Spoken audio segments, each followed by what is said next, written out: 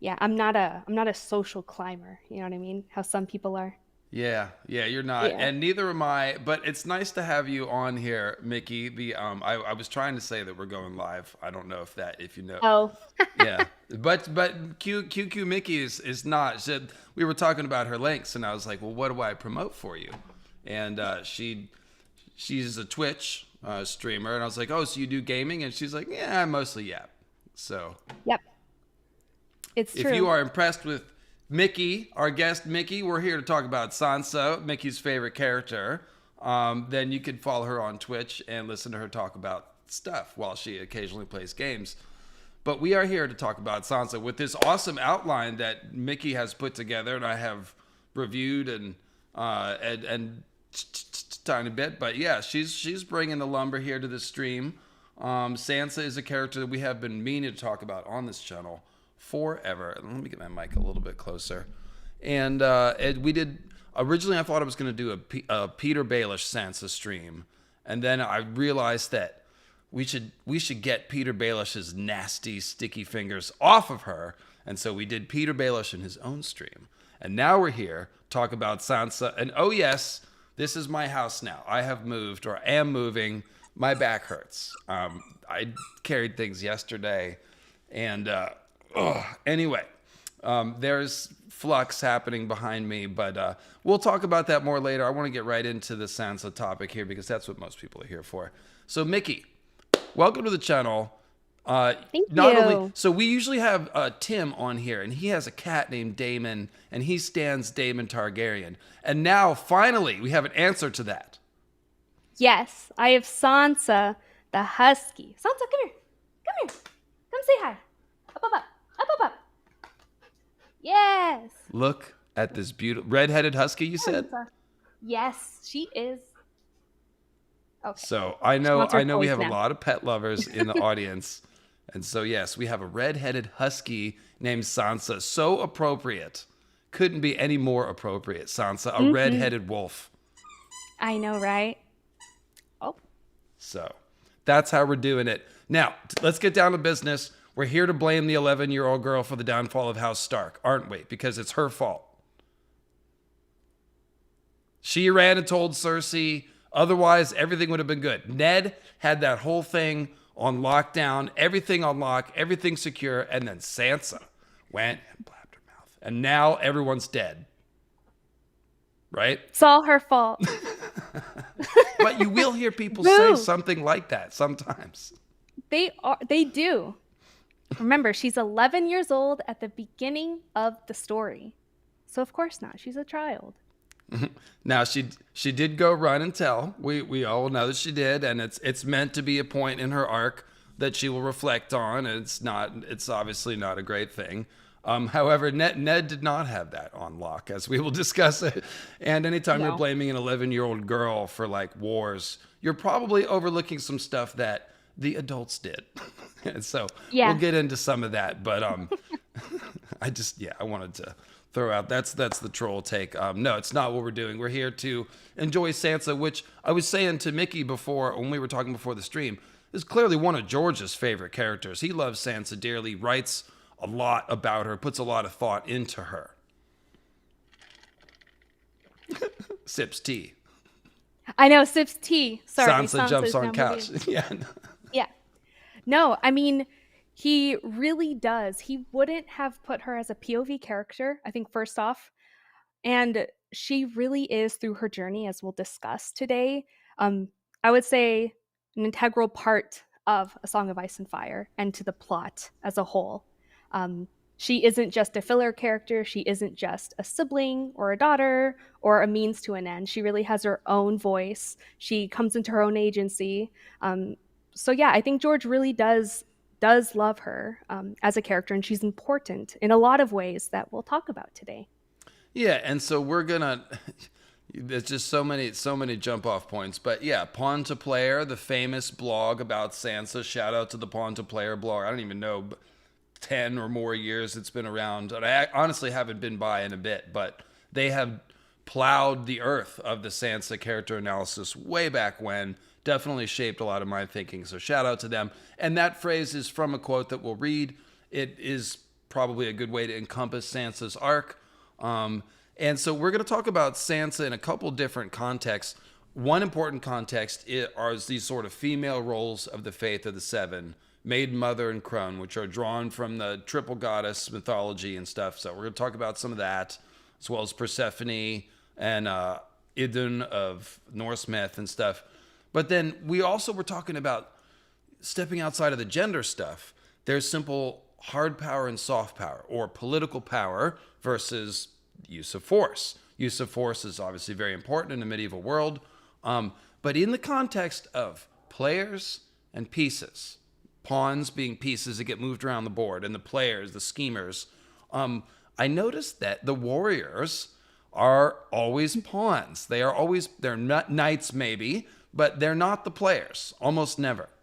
And so it's actually the people that can amass political power and political savvy and acumen, knowing how to pull those strings, who really have power in this world. And Sansa is moving in that direction. So there's a lot of exciting things with Sansa, more than just like her learning that her dreams were foolish child's dreams and now she's tougher or something, like, or she's gonna get the best of Peter Baelish eventually, which yeah, she is. But there's some really interesting power dynamics to think about in Westerosi society, both the role of women and the role of people using soft power, political power. Yeah, and and we'll talk about real life examples as well with the War of the Roses. Um, while women, modern day and back in the day, may not be perceived to have this hard power that men normally have, through the military, through physical prowess, women can have something called soft power. This is something you see a little bit, kind of half of with Cersei, with mostly she deals with whispers and controlling little. She is definitely a player. I think she thinks she's a better player than what she is, but she definitely is a player. Um, and like Littlefinger, right? So he deals with on the back end. He's pulling the strings for a lot of these scenarios. So that's the idea of soft powers, using an internal skill rather than, like we'll discuss with Arya, which is a physical skill. So she would be kind of, and we'll talk about it. She'll be Sansa's foil, or she is Sansa's foil throughout the story. Mm-hmm. Oh, I can't hear you, David. That's why I have you guests on here to tell me when I'm muted. Oh, and also give your thoughts. No, to build on what you were saying, King Robert, he obviously is a warrior of great prowess, but then his life course demanded that he switch to using political power. He was not good at that. He was like, John Aaron, can you do this for me? John Aaron died. He's like, hey, Ned, can you come do this for me? So like he failed at that. That's why he was not a good king, quote unquote. It's one of the reasons. So yeah, these are some of the contexts that we'll be talking about Sansa in today, and let's dig into it. So we're also gonna, I guess, her personal symbols too. Wolves and birds, and again, getting into the mythology of Persephone and Idunn. Let me say real quickly about those two spring goddesses. And it's Idunn. It's that D. It's that Norse letter that's kind of like a hard th when I say Odin. So it's Idunn. Idunn. Not, I was saying Idunn. It's Idunn or Idunn. So Like an iMac, iDune. something, yeah, totally. And Persephone. They are both spring goddesses. They are both stolen. And they are both the keys to like all life in some ways. Like, so Persephone, when she's stolen, her mother Demeter refuses to allow the seasons to turn, and she becomes wrathful, and it's like a long night almost. And Idunn, yeah, Idunn, she keeps the apples of, I'm sorry, I'll just say whatever. She keeps the apples of immortality that all the Olympian gods, this is Greek mythology, that the Olympian gods must eat to maintain their youth. And when she is abducted with her apples, the gods begin to age, so that they panic and they have to get her back. So these myths both track onto Sansa being the key to the North. And all throughout the story, people are trying to marry her, the Tyrells, the Lannisters, the Baratheons, quote unquote, and then obviously Littlefinger and Harry the Heir. They're all trying to marry her because she is the key not only to the entire North, but the Stark alliance, which, as we went through your notes, Mickey, you can see how many people are trying to use Ned's honor and the solidity of the Starks to shore up their shady operation, whether you're the Lannisters or the Tyrells or whoever. Oh, yeah, for sure. And, the Starks and the Northmen are really regarded as these tough, everlasting, loyal bannermen in houses. They kind of go up to bat for Ned or Robert or Rob as he, starts to head towards King's Landing for the War of the Five. And the Northmen are, I forget what the exact quote is, but it's like one Northman is a certain amount of these southern men. I forget if it's 6 other men, like 12 other men, It's 10 to but 1. it's It's 10 to 1. 10. There we go, 10-1. Um, Stark but yeah, means I mean, strong, you see. yeah, exactly. So no, Starks are they're awesome, and No, they I was just recognize noticing awesome. that our microphones are coming from the same I place. know, And so we're making it. I've created a joint organism here. This is working for me. you really Okay, have. it's very aesthetically pleasing. Here with 1,000 voices, good to see you. I noticed this section in the outline about the War of the Roses, which I heard is your thing. If you haven't subscribed to Here with 1,000 Voices, that's our friend Sean. He's got a couple videos all about the rose symbolism and all this stuff from the War of the Roses, which is famously a bit, Yorks and Lancasters, Starks and Lannisters. It's part of the framework. So get ready. Here with 1,000 Voices, I will expect you to say things in the chat when we get to that section. I'm just going to stand back and let the magic happen. I'm like, modern history? I'm like, is it 2500 BC or earlier? I'm not interested. I'm only interested in the old stuff. So anyway, let's see here. Takes all kinds, David. Takes I all know kinds. the world is shaped by all the history. So we're going through these roles of Sansa here, and why is it? Let me scroll it over.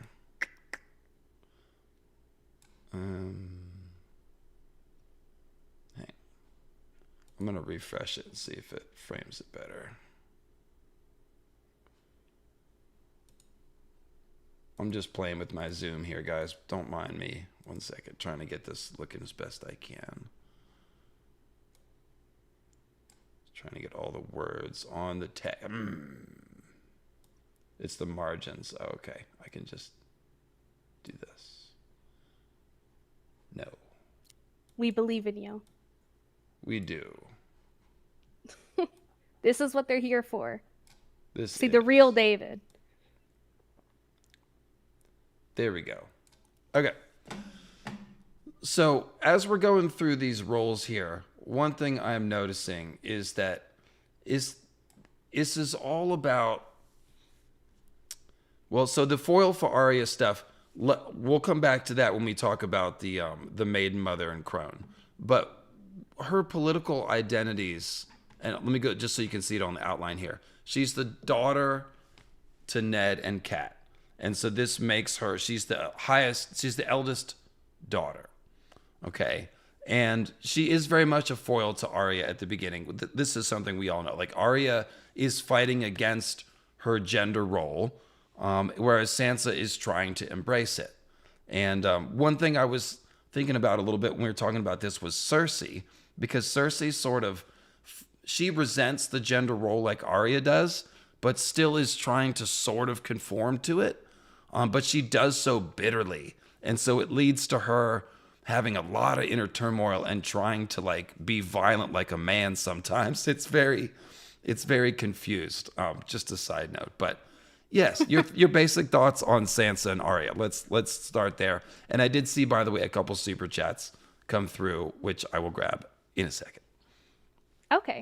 Okay, so we'll talk about Sansa and Arya then. Yeah, I Um, feel like this is kind yeah, of the most basic observation, so we don't yeah. need to belabor the point or whatever, but it is Okay, good to just put in a couple words. Okay. I So, gave the. Go ahead. Sorry.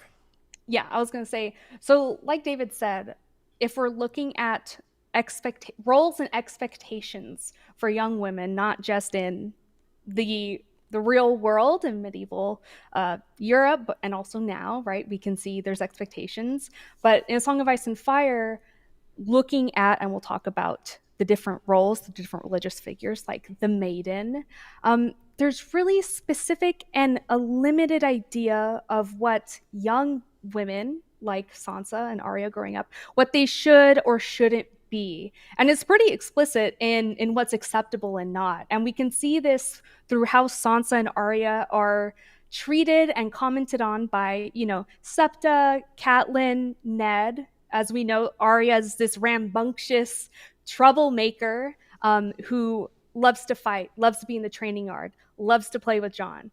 And what's Sansa doing? She's inside, she's singing, she's reading about these love stories. She's really good at sewing and doing embroidery. So it's really looking at your role and someone fighting against it, like you said, and someone thriving in it.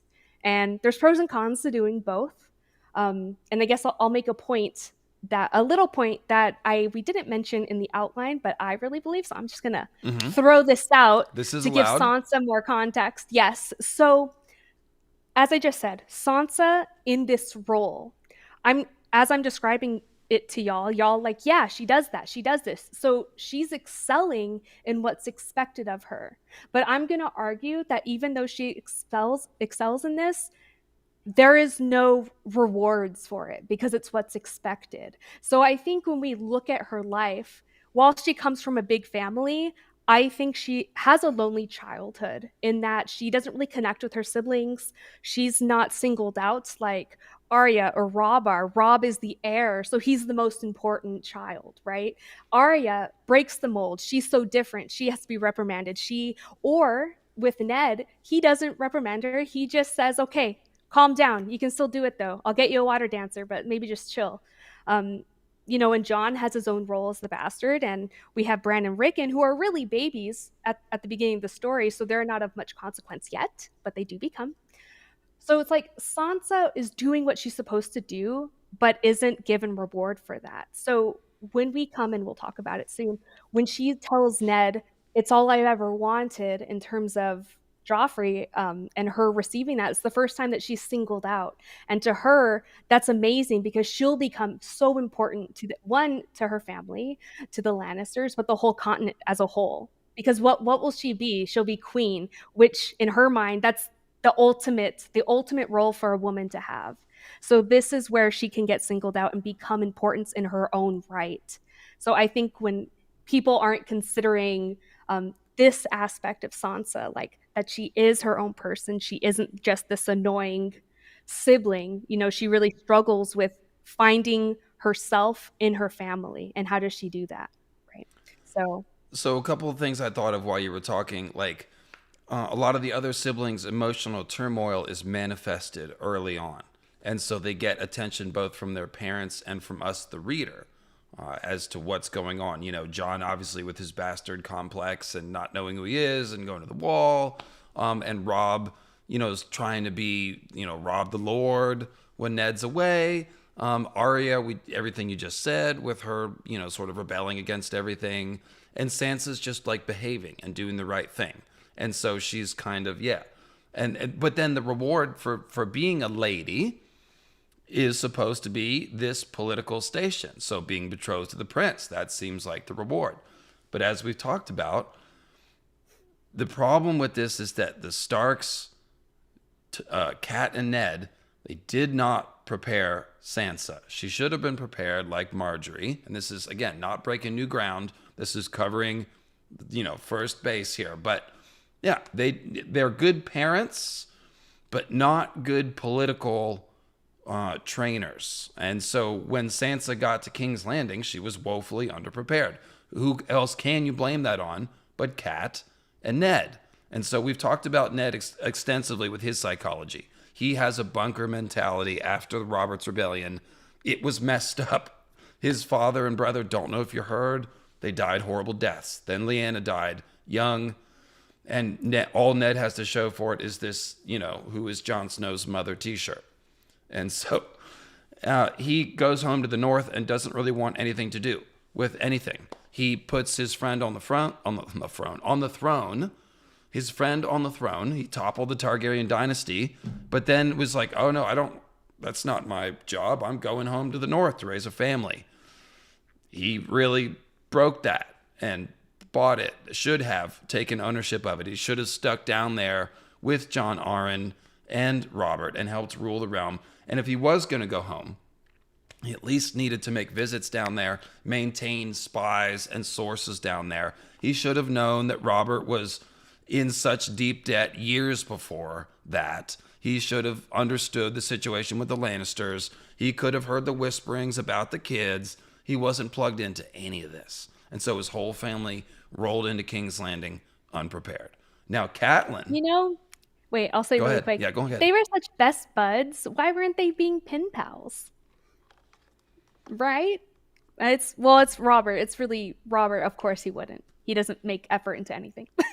That would have been something, but Ned needed to be in King's Landing sometimes, and he needed his own people in King's Landing finding out what was going on. And yes, he at least should have maintained correspondence with Robert, but you can't trust the Maesters. So the point is, Yeah.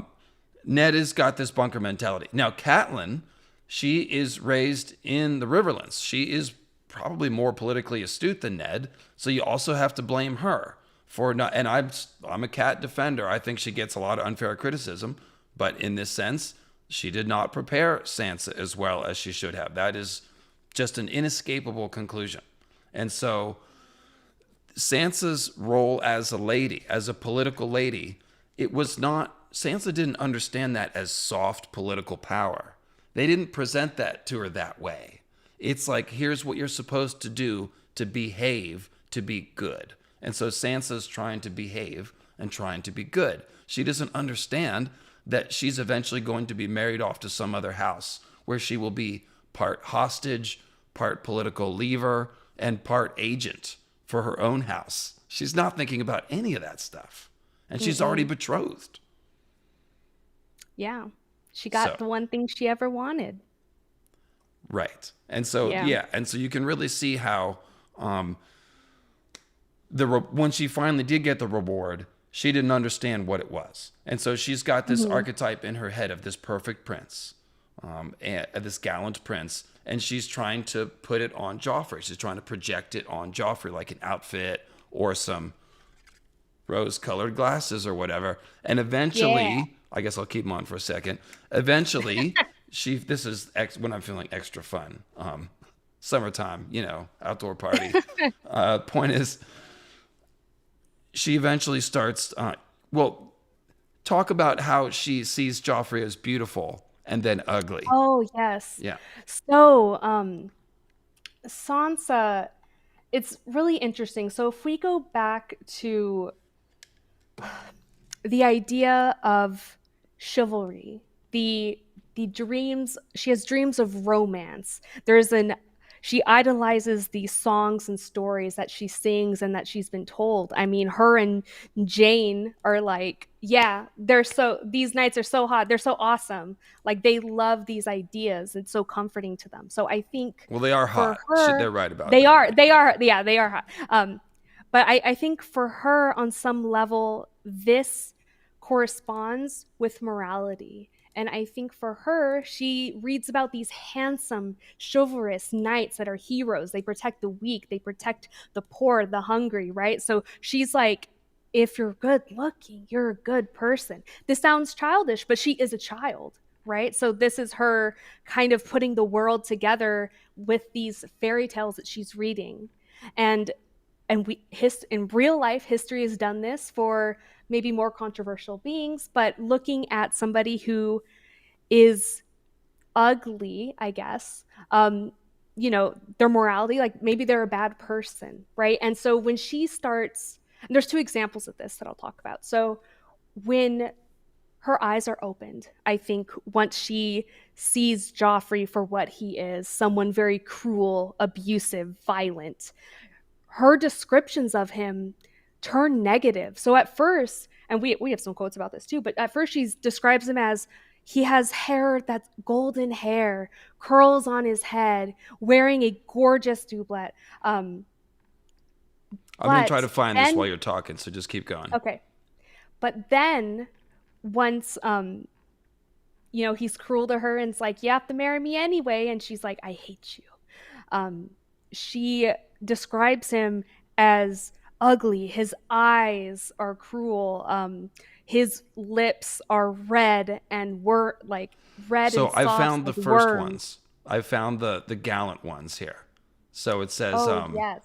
this is in Game of Thrones. Sansa realized that the two stranger knights were looking down on her and Lady, swords in their hands, and then she was frightened again and ashamed. Tears filled her eyes. She heard the queen say, Joffrey, go to her. And her prince was there. Ba-na-na. Leave her alone, Joffrey said. He stood over her, beautiful in blue wool and black leather, his golden curls shining in the sun like a crown. He gave her his hand, drew her to her feet. What is it, sweet lady? Why, are you afraid? No one will hurt you. Put your swords away, all of you. The wolf is her little pet, that's all. He looked at Sandor Clegane. And you, dog, away with you. You're scaring my betrothed. So it's this Yeah. very, Sansa Like, swooning here, right? oh yeah, a big swoon for sure. And I think because that's how she's presented this morality compass, right? Knights are handsome, knights are good. And the second example that I was going to say, other than her describing Joffrey as, and I have the quote if you want me to read it. Um, Sansa stared at him, seeing him for the first time. He was wearing a padded crimson doublet patterned with lions and a cloth of gold cape with a high collar that framed his face. She wondered how she could ever have thought him handsome. His lips were as soft and red as the worms you found after a rain, and his eyes were as vain and cruel. I hate you, she whispered. So, you know, her descriptions of these people change. So we see her take, even as she sees someone transform before her eyes, she takes the time to describe them physically. And what history has showed us, and I know we'll talk more about it in the War of Roses section, is that like Tyrion and the small folk, they see him as misfigured, ugly. And what does that mean? The gods created someone so ugly and he's morally abhorrent, right? The same thing with bastards. Like, oh, they're schemy, they're liars, they have, they lust. And so I think Tyrion gets a bad rep just by the way he looks. And we can kind of see this happening in Sansa's eyes too, where if they look a certain way, they must be a type of person. So And so the obvious counterpoint to this is Sandor and to a lesser extent Tyrion, who are, disfigured in certain ways or scarred and they're considered ugly and outcast and they have gruff personalities and this and that. A little too clever for their own good also. Um, and yeah. so Sansa, where these people seem monstrous at first and pretty much always to other people, Sansa sees other sides of them, particularly with Sandor. But you mentioned that with Tyrion, it's not really until after the fact, but even when she's out of King's Landing, she does look back and see that Tyrion is different than the other Lannisters. And let's just go there. We were talking about Tyrion and Sansa, and you were like, well, Tyrion is still a creep. Like he's looking at a naked 13-year-old girl, child bride, and going, oh, I do want her. And he's trying to, Yeah. and he's naked, and he's trying to cajole her or whatever. So basically, I was saying about Tyrion is that like he's definitely a creep. He's somebody that like we see it in Dance. He our words, the serving woman, and revels in the terror and fear. And this is obviously the lowest point of his arc. But Tyrion is somebody that like has these carnal urges and doesn't deny them. He doesn't pretend that he doesn't have them. Sometimes he indulges them, sometimes he doesn't. And so he mistreats Penny sometimes, and sometimes Oh, I sort love of Penny. protects her. It's a weird, double dynamic where Tyrion can't decide if he wants to treat somebody like a person or not, and all this. But the point is with Sansa, he essentially has these urges, and he gets points for restraining himself. He doesn't force himself on her. And it's similar to Sandor, who goes to Sansa's room not knowing what he was going to do with his PTSD, but it definitely looked like a potential R word situation. And instead, he can't bring himself to do it. And what I mentioned about this is, first of all, gray characters, blah, blah, blah. People that are bad can still make these decisions. It doesn't mean they're redeemed or whatever, but we can just observe, like Sandor, he kills the butcher's boy, right? Micah. He rides him down. He does all sorts of cruel things. However, when he sees Sansa being abused, which the abuse is absolutely horrible, he can't abide it and has to do something, right? So, gray characters, that's less what we want to talk about today. We're trying to keep it on Sansa. But the interesting thing is that Sansa's goodness tends to provoke reactions from people, right? Yeah, I mean, it's actually said, I think I could find it. And when I say goodness, I'm talking about long suffering, patience, kindness in the face of cruelty, innocence, obviously, and just maintaining a good heart throughout so much, abuse, straight up, and that like it brings out the goodness in other people. It brings out the mercy in other people. And this is going to lead us to the archetypes discussion. But welcome to the program, Mickey. You make an outline and then we bounce around. Yeah, there we go. I have my control F going so we can go through the huge document we have. Well, you can grab any quote that you want to Yeah. at any point. So definitely feel free. Okay. So I will say on well, actually, no, I'll say it later. I'll say it later. So let's talk about the insight into women of A Song in Ice and Fire, right? We'll start with Yes, there. So, let me catch up with super chats real quick. I think there were two, oh yeah, let's and then do we'll that. do that. Why is the Eyrie described in such great detail from Sansa and Kat's POV when we will likely not return in the story's future? Yeah, we may or may not, Zach. I could think of a couple ways, but it'd be a little far-fetched. It's because of the symbolism. The Eyrie serves as a proxy for Winterfell and the heart of winter. And it's a big symbolism thing. So Sansa, when she's there, she builds a snow castle, Winterfell, inside of snow castle, the Eyrie. Okay? So they're parallels, but different. And we've talked about that in a stream called The Symbolism of the Eyrie, which you can check out as a great companion to this one. But we're going to get into a little bit of that later. And friend Alyssa, to the program. Sansa is my favorite. She's also a very interesting parallel to Jaime. And I wonder what would have happened if Tywin married them. An interesting parallel to Jaime. Okay, let's think about that for a second. I think I see that.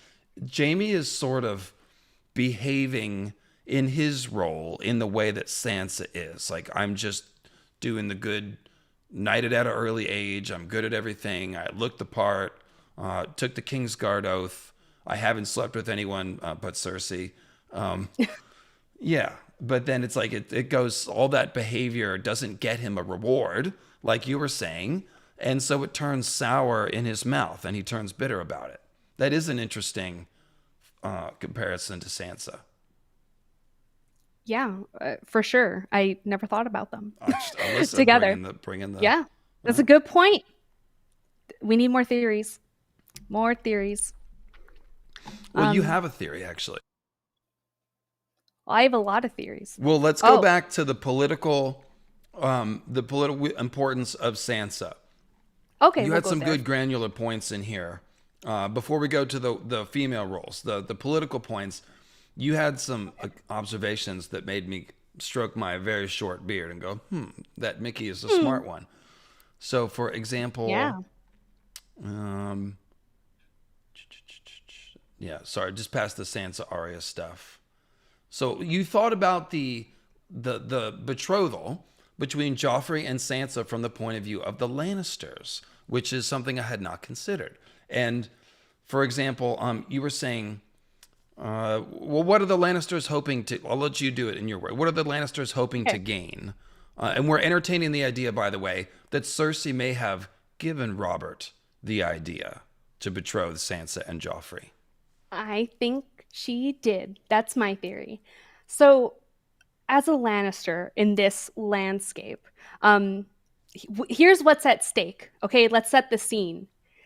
It's Cersei at the top with Robert, who eventually dies. Spoiler, I know. It's been a while. I'm sure you know that King Robert dies. Um, what is the state after that? She has three children. She knows they are illegitimate. Now, other people have their suspicions, but as a Lannister, what could they do to solidify one, their legitimacy and their everlasting legacy on the throne, as Tywin is always thinking of the Lannister legacy? Well, a family who's known for being honest, super legit, is the Starks. They have a lot of power. They're from probably the biggest part of the continent, the North, ever encompassing. Their whole thing is, they play by the book. I mean, Ned is a great example of, he's too honest, he's too rigid, right? Um, and so the best thing that they could do for Joffrey is to legitimize him. Now, not in the way of someone saying, "Hey, this bastard like Ramsay Snow is legitimized," but in a behind the scenes way where of course Sansa is legitimized, like her status has never been questioned. It's Ned Stark. It's the Stark family. So what does that do for Joffrey? Oh, well, we have an actual heir on the throne. We have Sansa, who is one of the heirs to Winterfell. So their children will never be questioned. How could they? Ned wouldn't have agreed to this alliance otherwise. So for her, Well, for and so this is Lannister, what I they was see her saying as about loyal. Ned's honor is a currency that everybody Yes. wants to spend. Can I Exactly. please use that to solidify my illegitimate child? Yeah, yeah, Hmm. exactly. If the honorable Ned Stark married his daughter to Joffrey, then Joffrey must be certified. And we see similar stuff going around in the Dance of the Dragons with Rhaenyra's kids and other kids. We don't need to get into all that, but similar dynamic if you're familiar. Um, yeah. What were you going to say next? I don't remember. I was just agreeing with you. I was like, yeah. Okay, yeah, I think you pretty much nailed that. And then the other part that you made is the Lannisters. This is the hostage part. The Hmm. Starks are the major threat to Lannister hold on power, and so if they can co-opt the Starks, then they sort of neutralize that. So there's actually a Hmm. lot of reason to think that Cersei might have. Bebe Planned thinks it you're all beautiful. out. Bebe thinks you're Oh, beautiful. She's losing it in the thank chat. you. She's Thank you. overwhelmed. I grew Mickey my is skin taken, myself. Bebe. So keep your thirst to a minimum. In any case, what part of the world are you broadcasting from, by the way? I'm from Texas, y'all. Texas, It's y'all. hot here. I've heard it's hot in Texas. I have heard that. It is. It Yeah, I got a is. friend in San Antonio talking about that. Oh, Very hot. nice. In any case, hot Hmm. also here in Sacramento, where and the blue Oh, light I is bet. gone, so it just got hotter. I think that blue light was That's holding how it down the. works. Yeah, exactly. Yeah. So this is something I never thought about. Robert just Huma Trooms down into the dough. We should join our houses, but like, yeah, he's easy to manipulate, folks. So Oh, for sure. He doesn't do anything. yeah, so there's a lot of reason Yeah. to suspect that perhaps Cersei could have recommended that because it does serve her interests in many ways. Um, and then let's see here. I think another good point I bring up later on is with the Lannisters looking at Tyrion and his role in marrying Sansa. Yes, you pointed out that Tywin was trying to raise Tyrion's sort of legitimacy and status, and also putting pressure on him to get Sansa pregnant at the age Oh, of yeah, 13 or 14. 13. I mean, I would honestly argue that Tywin, while he's not very enthusiastic to embrace Tyrion as a son, as we famously know, I think on some level in his mind, he wanted Tyrion to prove himself and to be obedient.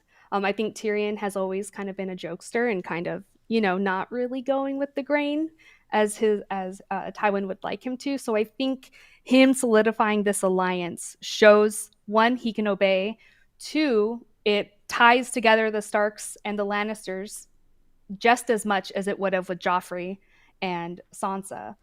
But it raises his status quite literally, right? So he's not the official heir to Castle Rock, but he would be in control of Winterfell, right, with Sansa at his side.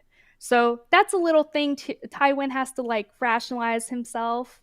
Like, is he better as the heir, as an heir to Winterfell, or better as Castle Rock? But I think it's an opportunity for Tyrion um, that I don't think he recognizes, but as a reader, we can definitely see his motivations there. I think he might recognize it, and that's partially why he's perhaps trying to treat her kindly and saying, Mm, "Well, maybe one day." And she's like, no. but the point is, like, he's kind of thinking, well, this might be the unhappy marriage I'm stuck with. I'm at least going to try to treat her kindly. And we see from Tyrion's perspective, he's actively thinking about Sansa. Like, Hmm. what would he puts himself in her position, and thinks, oh yeah, I'd be pretty pissed too. I wouldn't trust me either. And so he's thinking about how to bridge that gap. So there's a reason why he gets some credit, I guess. But the point isn't, again, to like put Tyrion on trial and say good, bad, or whatever. It's just observing the situation. He is starting to, at least on some level, think about investing in the relationship in the long term. Hmm. But yes, Sansa is in, like I said, like a lot like Persephone or Idunn. She is the key to a kingdom. And I should probably say, it's been 30, 40 minutes. I haven't mentioned Nissa Nissa or the Weirwood Net yet. Not yet. Yeah. So okay. It's So coming up. the Persephone parallel is most importantly applied to Nissa Nissa, which, as I have theorized extensively, I believe Nissa Nissa is a child of the forest. Azor Ahai is someone who's trying to break into the Weirwood Net, steal its power, Prometheus or Lucifer like, or whatever, challenge heaven, etc., like Euron, become a god. And so Nissa Nissa, the murder of Nissa Nissa and whatever blood magic he's doing seems to be the key to opening the Weirwood Net door. It's the screaming hinge, Nissa Nissa's scream, Weirwood door, part of the same symbol. So Nissa Nissa is the key to the Weirwood Net kingdom, just as Sansa is the key to the north, just as Persephone is the key to the spring coming again, and Idunn, again, the apples of immortality. So that's the thematic idea. We don't need to get into the magical mechanics of Nissa Nissa and all that. I just want to mention it so you understand that the theme is echoing from the mythology that George is drawing from, through the main characters like Sansa and Lyanna, who's abducted by a Hades figure, etc., etc. You could do a lot with Sansa and Lyanna parallels, and then to the to the mythology that George has created, like Nissa Nissa. They're all doing the same theme. So now the most interesting thing that just to put a cap on this, and we'll get into this later, is that George is putting a twist on these myths. Instead of Sansa being rescued like these characters, she seems to have a more active role, and that's what this is the interesting, again, the twist, or George changing the story to suit his character, make it a little more exciting. So that is kind of cool. I could see Sir Shadrick helping her escape or whatever, but it does seem that she will be the one to slay the savage giant in the ice castle, etc., etc. But before we get into that, let's go back. Oh, Go mhm. ahead. I was going to say a little note, a little observation that David and I had is that, like with other female characters in books and movies, there tends to be a stereotype for an evolution of a female character, and it's honestly, I think, lazy writing. I'm gonna say it. I think it's lazy writing to have a female character in order for them to transform into this like badass, full of agency character that they have to go through sexual trauma. Um, George specifically does not do that with Sansa. Sansa's evolution is not about that at all. It is an internal struggle that she goes through. So I think it's really important to take a look at, oh, George isn't one, he's a great writer. He's not a lazy writer. But two, it's that Sansa can be her own savior and will be. So she doesn't need a man. She doesn't need anybody else. She just needs herself. Right, and she doesn't. The one thing that she doesn't do is turn cynical and bitter and be like, "Oh, I got to be harder like these MFers." Like, no, Yeah. she holds on to her moral compass, and probably going to start to be tested because that's interesting. But yeah, Mm-hmm. that's Sansa's sort of inherent goodness. And Northern Tommy says this is the best take on Sansa he's heard in a long time. So I told you that they would like your insight, and Yeah. I'm thrilled to have I you will on. So thanks for I bringing your will defend perspective. my girl. I will defend her to the end.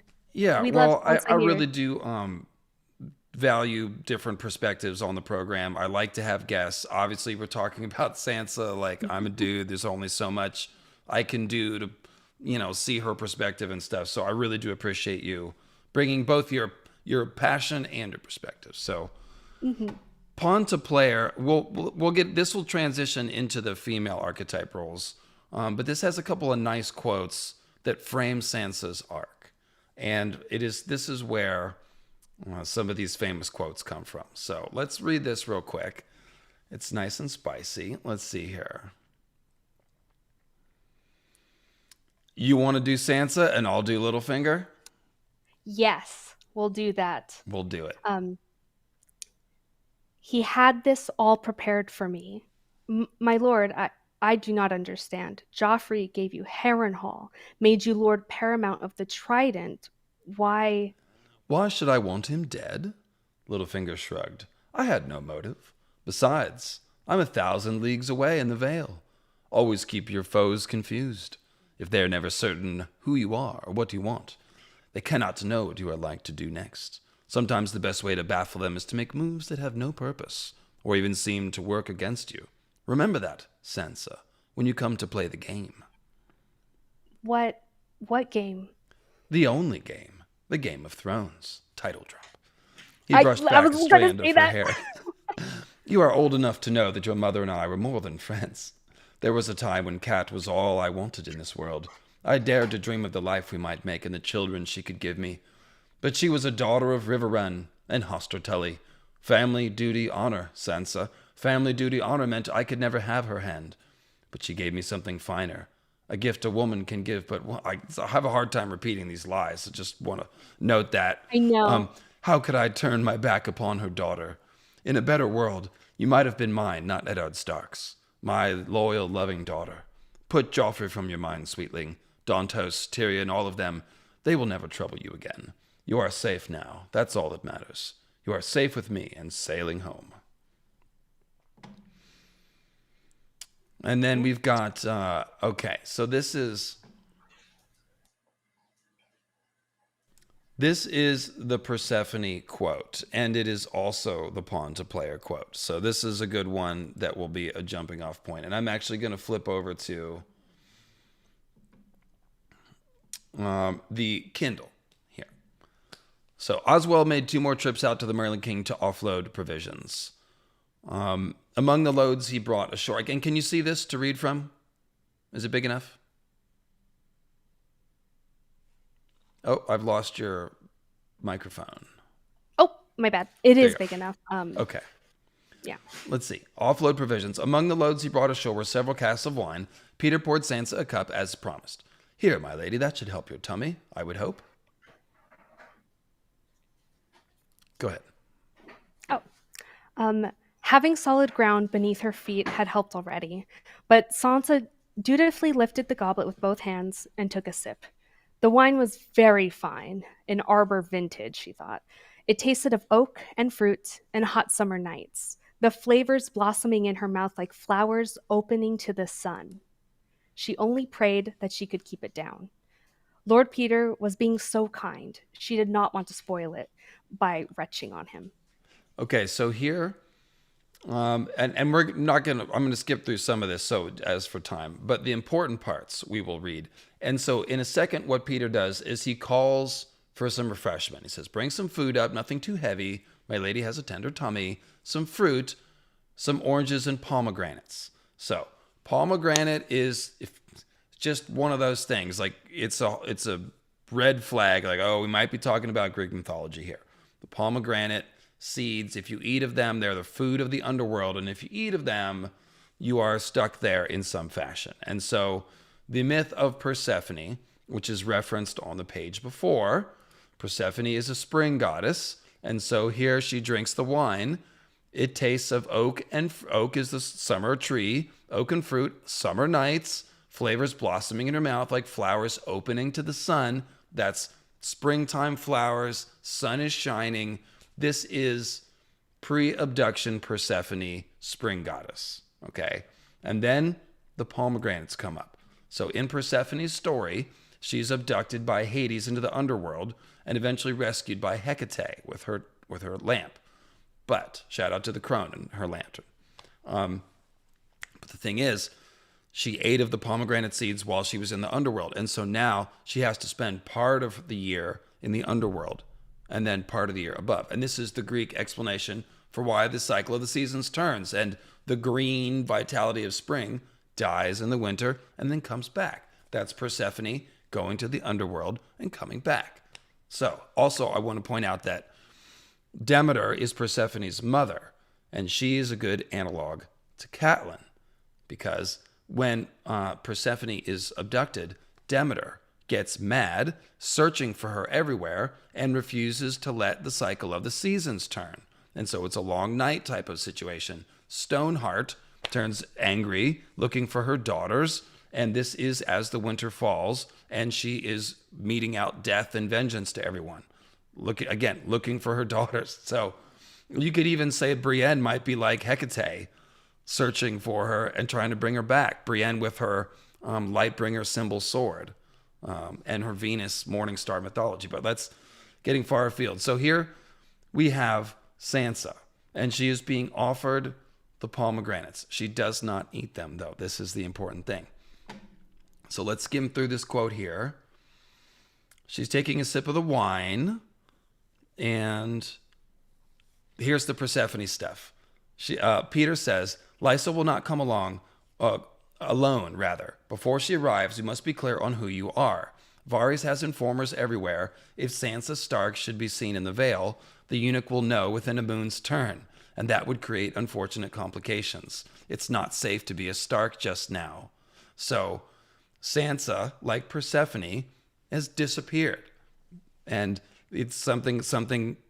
Okay, so this happened a couple times when me and Mickey were doing this before the stream, but she should pop right back in. I'm not sure why it was happening, but she'll be right back. Point is, moon goddess Demeter and Persephone. And so here we have the reference to the moon's turn while Sansa is abducted. Just like Mickey has been abducted from the stream. She's just trying to perform an object lesson. And there she is. She's back. Save us from the plastic bag on my couch, Mickey. And we're back. Okay, now we can't see the plastic bag. How's it going? Good. No worries. Just a bump in the road. We're good. I was just mentioning that you were abducted from the stream, much like Persephone and Sansa. It was an example. Yes. Mm-hmm. Thank you for demonstrating. And so, you're welcome. Informers everywhere. The eunuch will know the moon's turn, so she's got to be disappeared. So just really good Persephone stuff. Keeping going here. You can scarcely be my true-born daughter, and they're cobbling together her identity. Let's see here. This is not the part we need to read. Griselle reappeared before he could say more, balancing a large platter. She set it down between them. There were apples and pears and pomegranates, some sad-looking grapes, and a huge blood orange. Let's see. Peter cut a pomegranate in two with his dagger, offering half to Sansa. You should try and eat, my lady. Thank you, my lord. Pomegranate seeds were so messy. Sansa chose a pear instead and took a small, delicate bite. It was very ripe. The juice ran down her chin. So the pear I believe, is a symbol of like youthfulness and stuff like that, right? Fertility and like something. If somebody wants to look it up and get more specific, that would be cool. But basically, yeah, it's a different symbol than a pomegranate by far. And she's taking the polite bite and refusing the pomegranate. And then later, we'll see. Go ahead.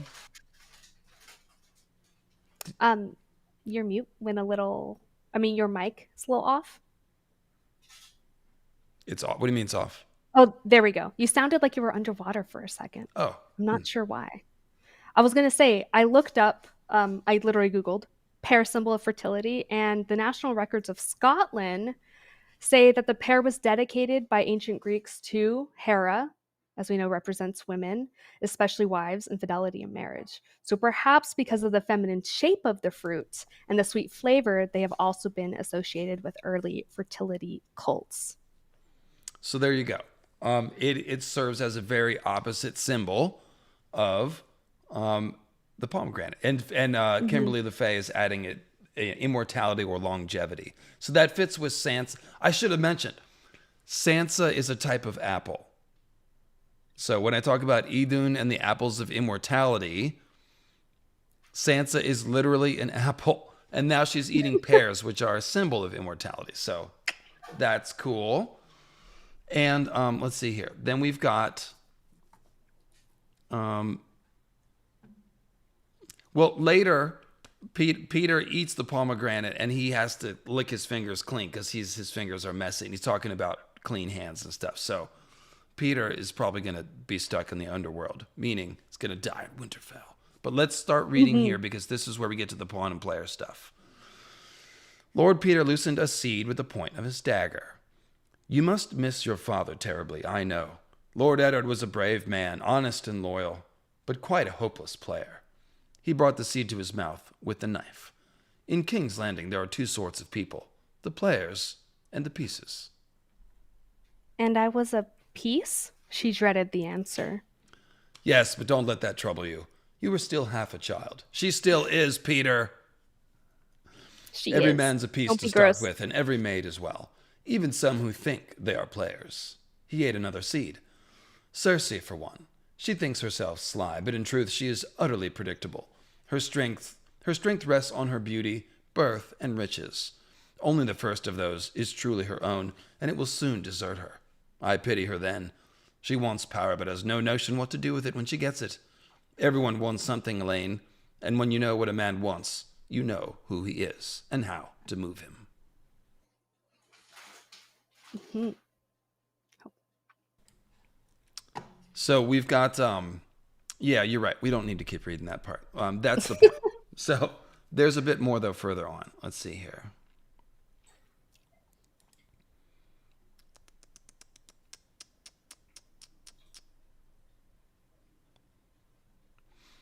Let's see. Lord Peter dismissed him with a wave. Tell me, Elaine, which is more dangerous, the dagger brandished by an enemy or the hidden one pressed to your back by someone you never even see?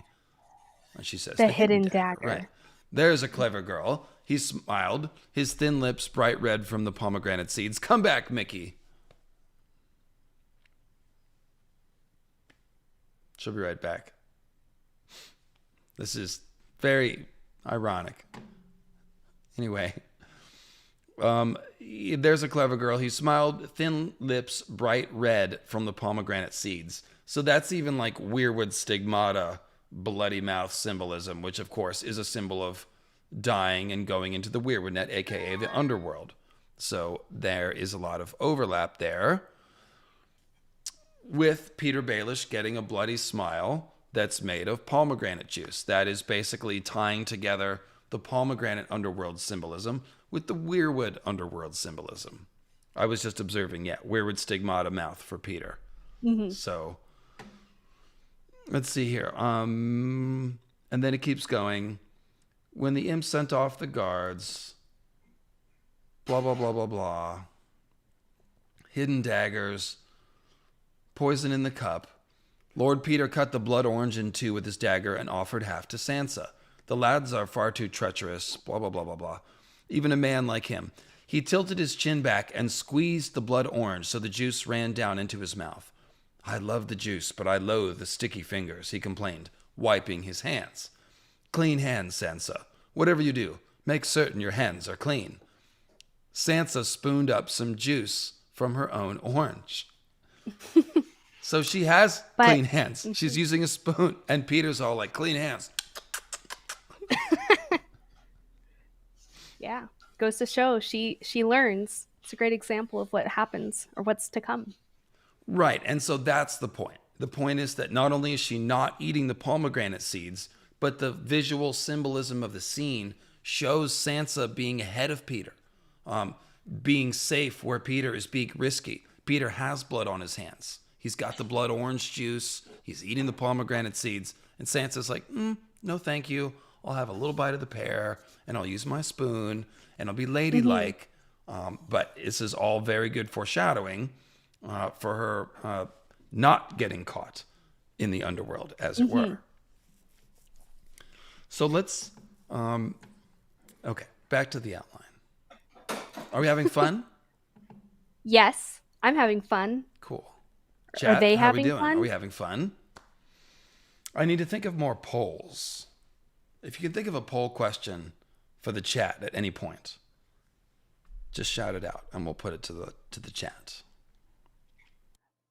Put a poll. Is Sansa at fault for Ned's death? I'm just kidding. No. I don't want to know their... We were going to do that as a fake poll at the beginning. Yeah. Should we blame Sansa for Ned's death? Yes, yeah. Absolutely. Or, always. No, I'm just kidding. Oh, and then there's this other quote about Cersei that's just a companion quote where he's saying, Sansa's like, she scares me. If she should learn where I am, I might have to remove her from the game sooner than I'd planned, provided she does not remove herself first. Peter teased her with a little smile. In the Game of Thrones, even the humblest of pieces can have wills of their own. Sometimes they refuse to make the moves you've planned for them. Mark that well, Elaine. It's a lesson that Cersei Lannister has yet to learn. Now, don't you have some duties to perform? Peter Baelish doesn't see the train coming right at his face, does he? He's talking about sometimes the pieces don't do what you tell them to do. Now, Sansa, don't you have some stuff that I told you to do? Peter, she might not do what you tell her to do. I'm just saying. They have wills of their own. I think all his lessons will become our hints about his downfall. It is kind of Godfather-ish. That's a good call. Yeah. There was a time that the pieces fit. Okay, insight into the women of the Song of Ice and Fire. Yes. We'll talk about it. I hope you appreciate me not launching into the Thiazi Idunn stuff yet. I'm keeping it. I've got it on leash. Yes. Arr. Just like Elaine Stone, she will come out as Sansa Stark when it's the time. When it's time. So you're that's holding right. When it's time. Yeah. So, insight into the women of Song of Ice and Fire. So, the biggest religion is the Light of the Seven. I think we can all agree on that. And women tend to be limited in their roles and their expectations into society. So we can easily see this in the Seven. We have the Maiden, we have the Mother, and we have the Crone, each with their pros and their symbols and their expectations. And I did put some examples for each of them, and of course I included quotes too. So let's talk about the first role, and I think it's the biggest role or the main role that people associate with Sansa, and that is the Maiden. And we say this, Sansa is the Maiden, right? Like, this is the biggest thing because she's so perfect at it. And so what is the Maiden? What are they praying for with the Maiden? So the symbolism is, we think about purity, innocence, youthful beauty. And so these expectations on that are, you're going to be seen as the ideal form of femininity, right? So you look at Sansa, she's beautiful. She's very conservative. She does what she's told. So I put two examples here before we go into the different aspects of the Maiden. So for the maiden, some things that we consider are the ideas of dreams of romance, the being naive and being innocent, their vulnerability, and of course, the hope for a better future. So, the big two examples that I put here are, of course, Sansa Stark. This is a Sansa Stark stream. Of course, everything we talk about is Sansa Stark. Um, but I put her against Marjorie Tyrell. Both maidens, but we can see the difference with Marjorie Tyrell is that she learns how to use her maiden qualities, these feminine qualities, to her advantage early on, while Sansa, like David said earlier, doesn't, right, with the realities of how court life is. So they both embody the image of the maiden. They're both perceived as virtuous, desirable. They play into their expectations. Um, and so I guess we'll dive into dreams of romance. Well, so So, hold on. Let me oh, let me yeah, expand go on for one of it. your points here. I mentioned earlier her goodness, and then you talked about hope Hmm. for the future. And these ideas are related, and it has to do with these scenes when these violent men are stopped short for a second, and with Sandor in particular. And I might even want to jump to this quote. Sandor, it's kind of like he sees Sansa as this last little bit of innocence. And he's obviously relating to his own lost innocence as a child, of course, taken from him by his older brother. But it's like there's a power to innocence. It's not. I guess my point is that it's easy to see the virginity stuff as this performative, sort of in the context of patriarchal religion sort of thing. But innocence itself, outside of gender even, is a valid concept that we should think about. And it's not just something waiting to be spoiled. Like innocence is hope for the future. It's a safe place. It's somebody who might raise decent kids. Somebody who might again create life, create the next generation, raise them up in the way they're supposed to be grown up. Okay. And so that innocence, it is powerful. And it reminds people of the innocence that they've lost. And it reminds people, in some cases, what they might be fighting for. And this is probably a good place to mention Marjorie. Like, she is controlling her public image in a more intentional way than Sansa is. She's bringing food and visibly doing charity and feeding the poor. It seems like something she likes to do, but she's obviously understands the political power that she is gaining by doing that. And so that is another example of like that public, like it's important to remind people like, oh, there are people looking out for you, feeding you. Like the government doesn't just take your money and kill people and drink wine and cackle. Like there's somebody out there like bringing you food and stuff when you're that's why we're doing this. That's why we fight the wars. That's why we make these alliances so we can build walls and the people inside the walls have food to eat or whatever. So, yeah, I'm wandering around a little bit here, but I just want to highlight that it's not just an empty performative virginity kind of thing that we're talking about, chastity. It's the idea of children, youth, hope, seeds for the next generation, and like I said, remembering the virtues that we're fighting for. Like even these people that are getting down in the mud, like Jon and Daenerys, at the end of the day, they're fighting for children. They're fighting for innocent people, right? So, sorry, say Yeah, no, that. Yeah. you're good. Yeah, no, that's definitely true. It goes beyond the shallow meaning of what we perceive as innocence. Sorry if you hear the puppies; they are getting dinner, so they will howl for dinner. Um, and we mentioned this before. These dreams of romance. Um, this is where her idea that I brought up with um, these fairy tales and how she wants them to be real life. I mean, she sees knights handing her roses Sir Loris, right? Like, wow, the chivalry. Wow. She sees them at the tournaments winning glory, right? Um, she sees these things and wants them to happen.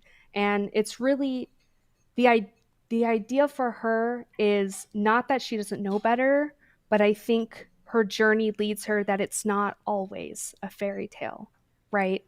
Like she starts to learn, and they do have their place, and they do have, we should expect these men to treat us well, to protect the weak. But I think for her, she comes to know that not everybody is a knight, not everybody is out to protect the weak. Yeah, I well, will touch. Oh yeah, go for it. I was just saying it's you can compare it to the way that George talks about war, and Mm-hmm. this is actually I'm paraphrasing George himself talking about how he writes about war, and he's like, yeah, there is glory on the battlefield, there is the sun shining on the swords and the courage, the brave speech, and the the last charge, but it's also the broken man speech. And George, what he wants to do is present both sides. He's not saying it's only the broken man speech. And so it's kind of the same thing with these female archetypes as well. It's like they're definitely, we're criticizing them. They're hollow in many ways, but there's really valid roles and functions underneath of them too that people discover more organically. And Sansa discovers all these roles very organically, which is an interesting thing Mm-hmm. about her character. Yeah, she shows her journey from maiden to mother to crone. Now it doesn't have to be linear like that. Not everybody goes through these uh you know archetypes one after another. But for her it does, at least with her story where it's at right now. So a big thing that I wanted to bring up, to talk about with the maiden, is a vulnerability. So she has these ideas, right, of love, of romance. But because she is forced to face these brutalities of the court, to see these people change in front of her from kind, loving, right, with Joffrey, to Hmm. evil. For Cersei, a mother, an ideal of a woman, to this um, woman who really abuses her and uses what she has, right? So she sees these forms come about, and she, while literally is vulnerable, this really shows a sign where she's doing what she's expected to do. She's doing all the right things. She really is the maiden, but there is an innocence there. There is a chance for people to use those very things that she loves and embodies to their advantage, right? So she tries to, in one of these quotes, she tries to use Joffrey's empathy, or what she hopes she can use, to see her as this innocent being, right? She really says, I'm not I won't commit treason. I just want to go home. Like, that's not me. But Joffrey, kind of says, well, no, you have to stay here and obey me. And she's like, but I don't want to. You chopped off my dad's head.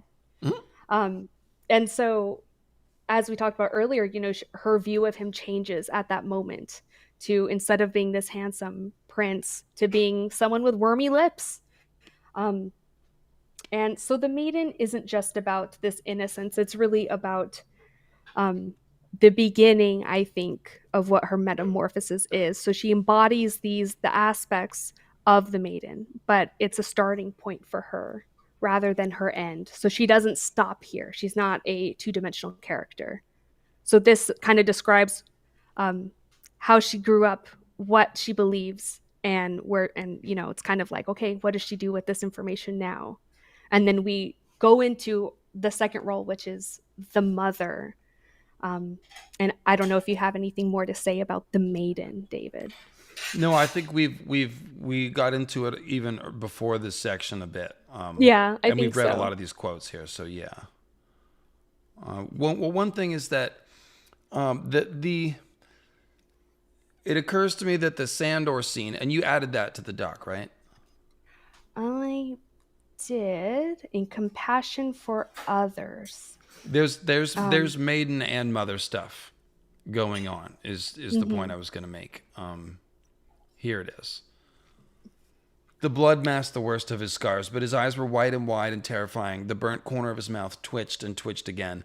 Sansa could smell him, a stink of sweat and sour wine and stale vomit, and over it all the reek of blood, blood, blood. I can keep you safe, he rasped. They're all afraid of me. No one would hurt you again, or I'd kill them. He yanked her closer, and for a moment she thought he meant to kiss her. He was too strong to fight. She closed her eyes, wanting it to be over, but nothing happened. Still can't bear to look, can you? She heard him say. She gave her arm a hard wrench. He gave her arm a hard wrench, pulling her round and shoving her down on the bed. I'll have that song, Florian and Jonquil, you said. His dagger was out, poised at her throat. Sing, little bird, sing for your life. Her throat was dry and tight with fear, and every song she had ever known had fled from her mind. Please don't kill me, she wanted to scream. Please don't. So just innocence and vulnerability, like you said. She could feel him twisting the point, pushing it into her throat. She almost closed her eyes again, but then she remembered it was not Florian and Jonquil, but it was a song. Her voice sounded small and thin and tremulous in her ears. And then she starts to sing this hymn of the mother, and by the time she's done, he's crying. And the knife is gone, and he's leaving his cloak and leaving. And later, Sansa Mm-hmm. remembers the unkiss that didn't happen, right? And so you Exactly. can see that there's a little bit of a contrast to the Joffrey thing. She notices her scars, or his scars, and his lips and all that, but she doesn't call him ugly. And when he goes to kiss her, she doesn't feel repulsed. And later, she even begins to romanticize it, which is it's victim trauma stuff. This is the only guy that protected her. This is not necessarily a normal and healthy romance thing. It's a natural reaction to being protected in the moment. But the point is, the archetype, she is innocent maiden thrown on the bed, like I said, vulnerable, all this stuff. And then when she sings, she begins to take on this role of the mother. Mickey will be right back. One moment. But yeah, she knows what I'm talking about here. She takes on the role of the mother. And like I said, Sandor, in many ways, because of his trauma, is still stuck at that moment when his face was burned by his big brother for playing with a toy.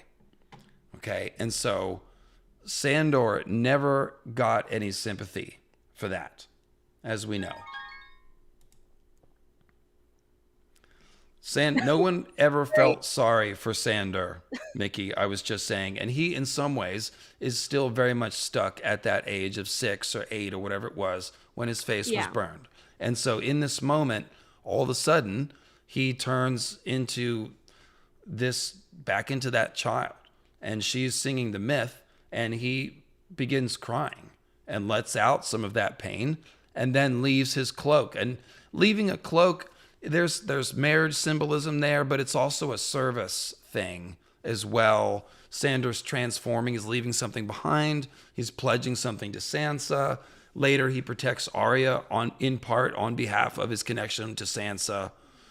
And it could even be possible that the end of the story would see Sandor become Sansa's sworn shield or something like that. But this is a powerful scene because, again, she is doing this archetypal transformation here and causing Sandor not only to show mercy on her, but to then cry a tear that he's needed to cry for many years. It's like somebody's showing him a little kindness and he just crumples, right? Mm-hmm. And obviously he just is running from the fight and the fire, so his PTSD is freshly triggered. He's very much Yeah. in the throes of that turmoil. But Mm-hmm. yeah. Exactly. So along with the mother, I did put Catelyn Stark and Cersei Lannister as two examples that we see who embody the mother right away, right? Not just because they have children, um, but because, well, in Catelyn Stark, her identity is she has children, and Cersei, to some extent, really believes that too. She fights for her children. As she tells Sansa, only love your children. So for her, her children are everything. They're her primary concern, even though she is ruthless politically. So mothers really embody fertility, nurturing, compassion. They're often associated with regular motherhood and domestic responsibilities, but they're caretakers for their family, and they're responsible really for everything with their child, with their home.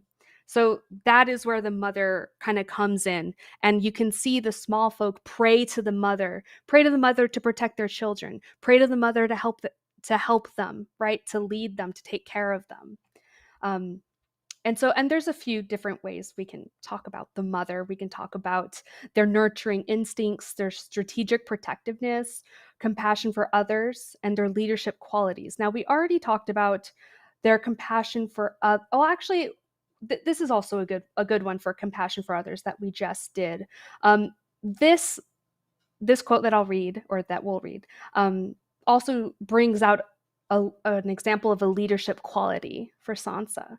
So I'll set the scene. Steering the battle. Oh, I can't hear you. Which, oh, you're going to read the, okay. Yeah, the I'm Blackwater gonna, scene. yeah, Let me yeah. just get in a real quick thought.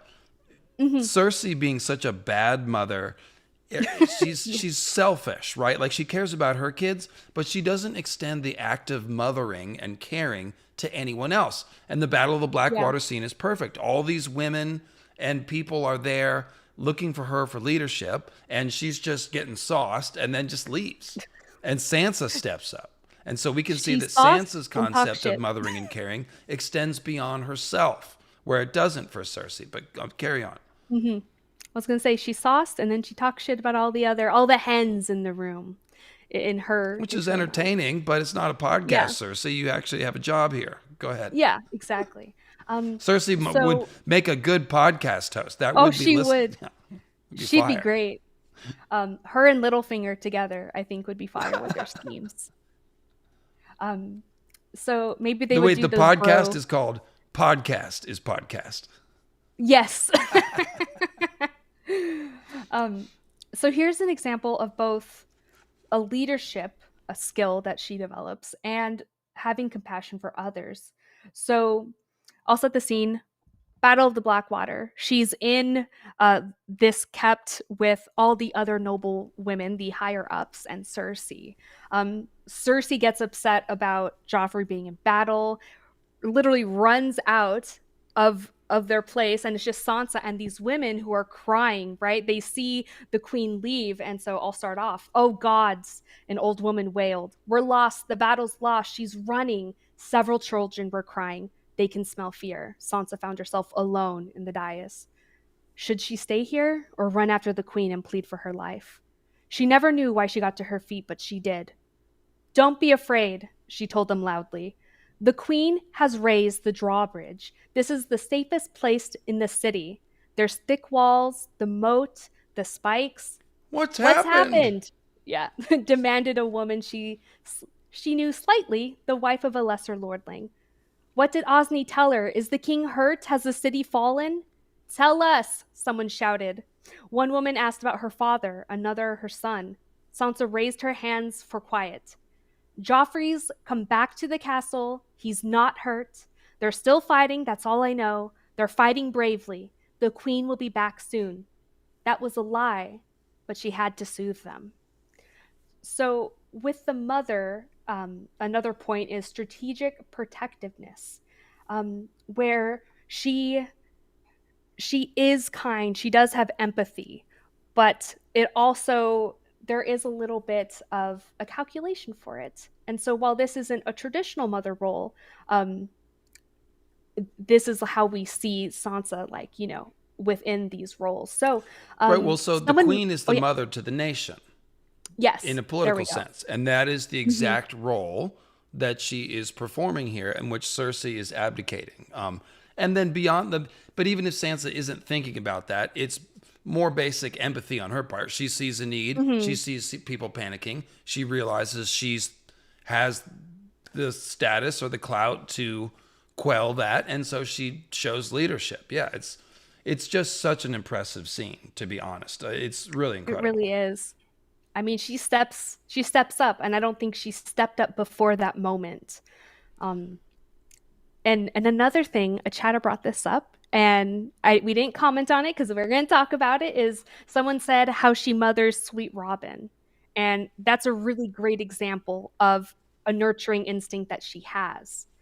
So as she grows older in her time in the Vale, she shows this instinct to care for those around her, namely sickly sweet Robin, right? He so she's in bed.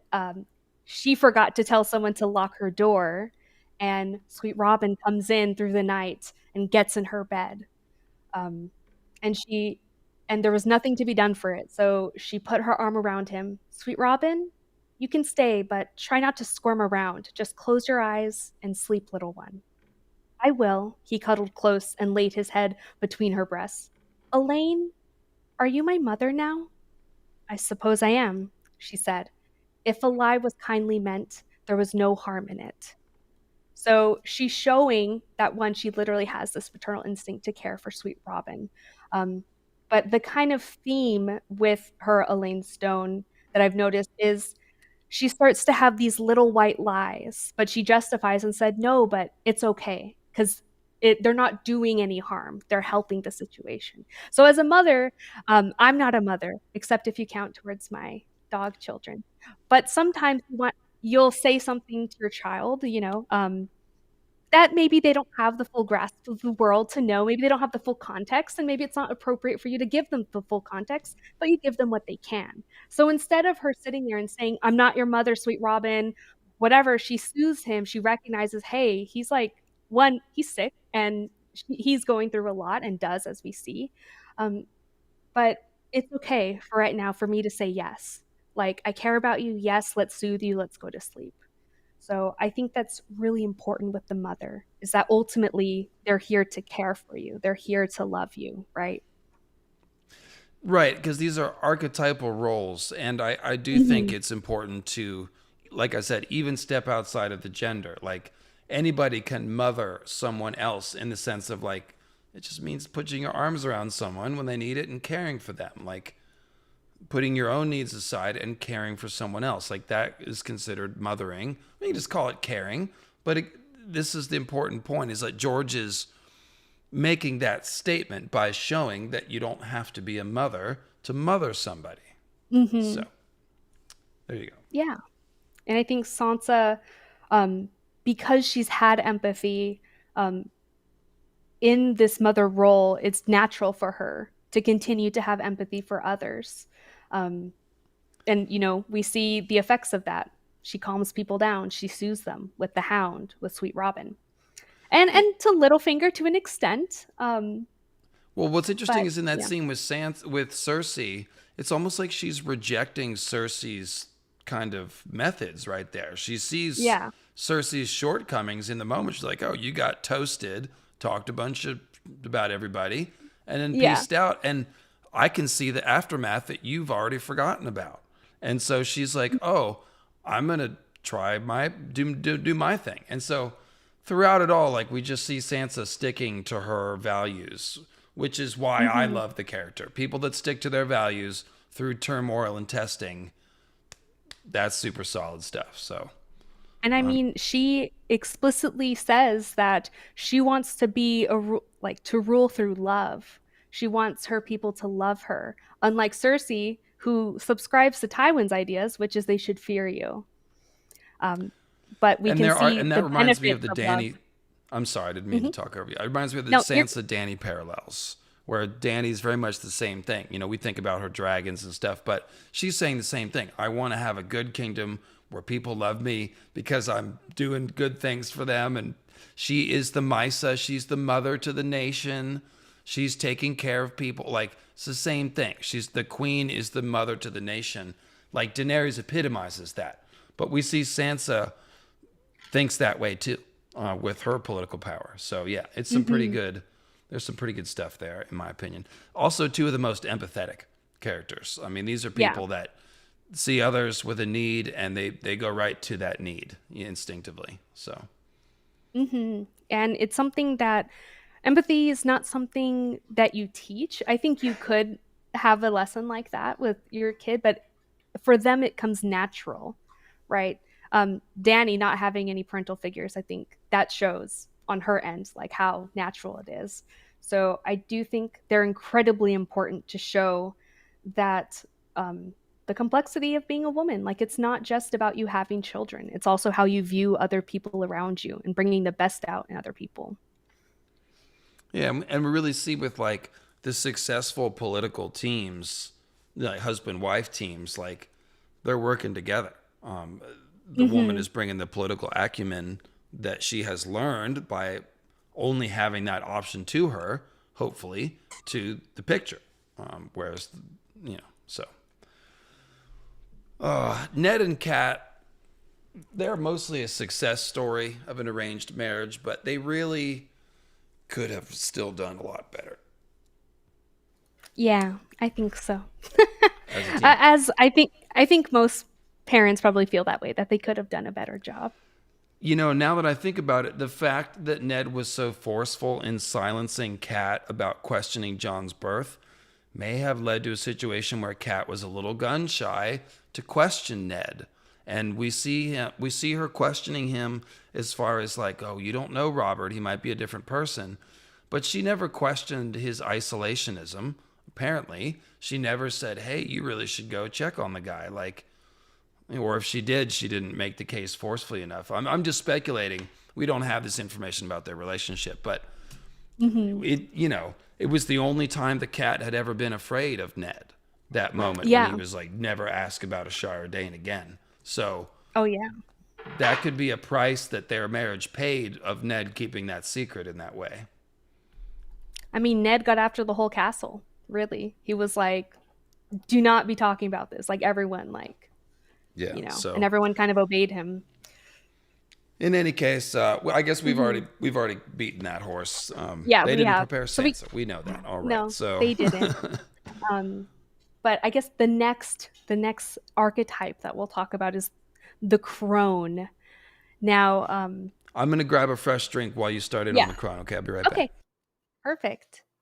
So the crone, I think a lot of women in A Song of Ice and Fire, and also as readers, we tend to associate older characters with this archetype. So the crone represents wisdom, experience, and the passage of time. So, right, that passage of time is, we say, okay, these are older characters. You kind of have to go through all of this life, all these lessons to really show, not like show that you're the crone, but that you'll have these attributes. So the expectations for the crone is they're seen as a figure of knowledge, and foresight. So women in this archetype are expected to provide guidance and counsel, often through their life experiences. They embody the more complex and darker sides of femininity, reflecting the realities of aging and the loss of youth. So here I do two examples, and I think you guys will be like, "Yep, those are the two people I thought of with the crone: Olenna Tyrell and Catelyn Stark." So Olenna Tyrell is a really great example for this because she uses the lessons in her life, for her political gains. I mean, she teaches Marjorie. Well, I think she focuses on Marjorie a lot. She focuses on what she's learned and prepares Marjorie for life at court because she has that knowledge, because she has those experiences as well. Um, and there's a few things we'll talk about with Sansa and kind of when she starts exhibiting these attributes. I've already touched on it with gaining wisdom through experience, strategic manipulation, and I think you'll all think of Olenna as well, providing guidance, acceptance of hard truths. So this is looking at the reality, and of course, an inner strength. So I have a few quotes, and a lot of these quotes come from later books, A Feast for Crows. One of them's in I a just Storm want of to observe Swords. real quick Yeah. that Hmm. you fit in well around here. You say, I have a few quotes. And we can see that I'm scrolling through pages of quotes here. Yeah. That's very on brand. Mickey, well done. Yeah. Hey, Which we one said do we you were want to start doing the with here? character I analysis. want to try to get on screen what you're reading. So, wisdom through experience here you want to read? Or, Yes. okay. So this is kind of Elaine's first. She's in the know. I think she's starting to recognize how these pieces are played, like how Littlefinger's going about this. And this is, of course, they're in the Vale. They have these plans to kind of manipulate the Royces, right? So Littlefinger's over here, like saying, yeah, these are our alliances. These are people I can win over, but this person is not going to like me. And so here's a good quote. So I'll let you be Littlefinger and I'll be Elaine. Peter was still awake, scratching out a letter. Elaine, he said, my sweet, what brings you here so late? I had to know. What will happen in a year? He put down his quill. Redfort and Waynwood are old. One or both of them may die.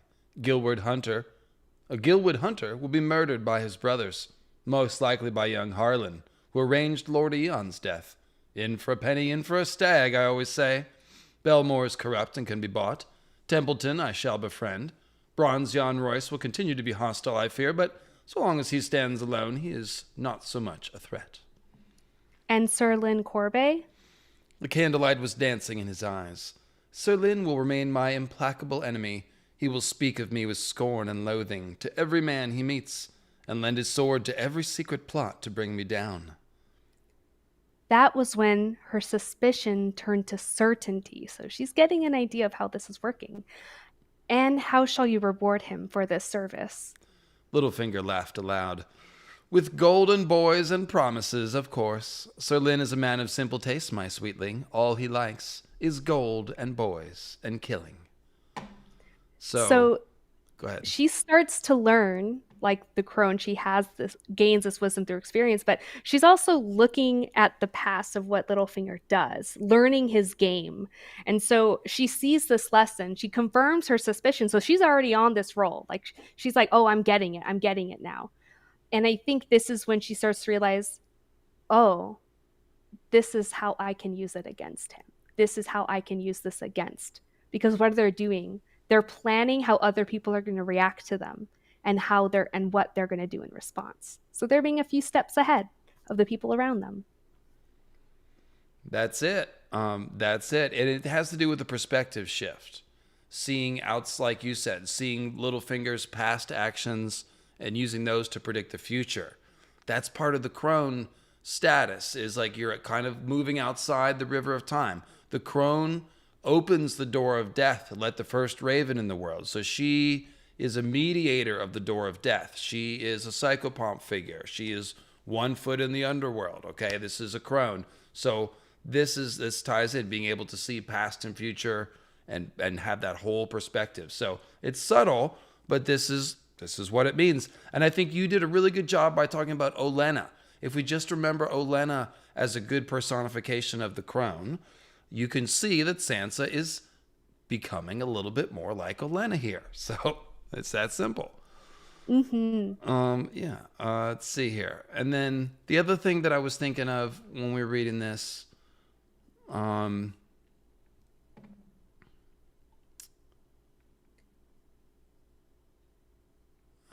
I lost the thought. It'll come back to me. All right. So Okay. next part.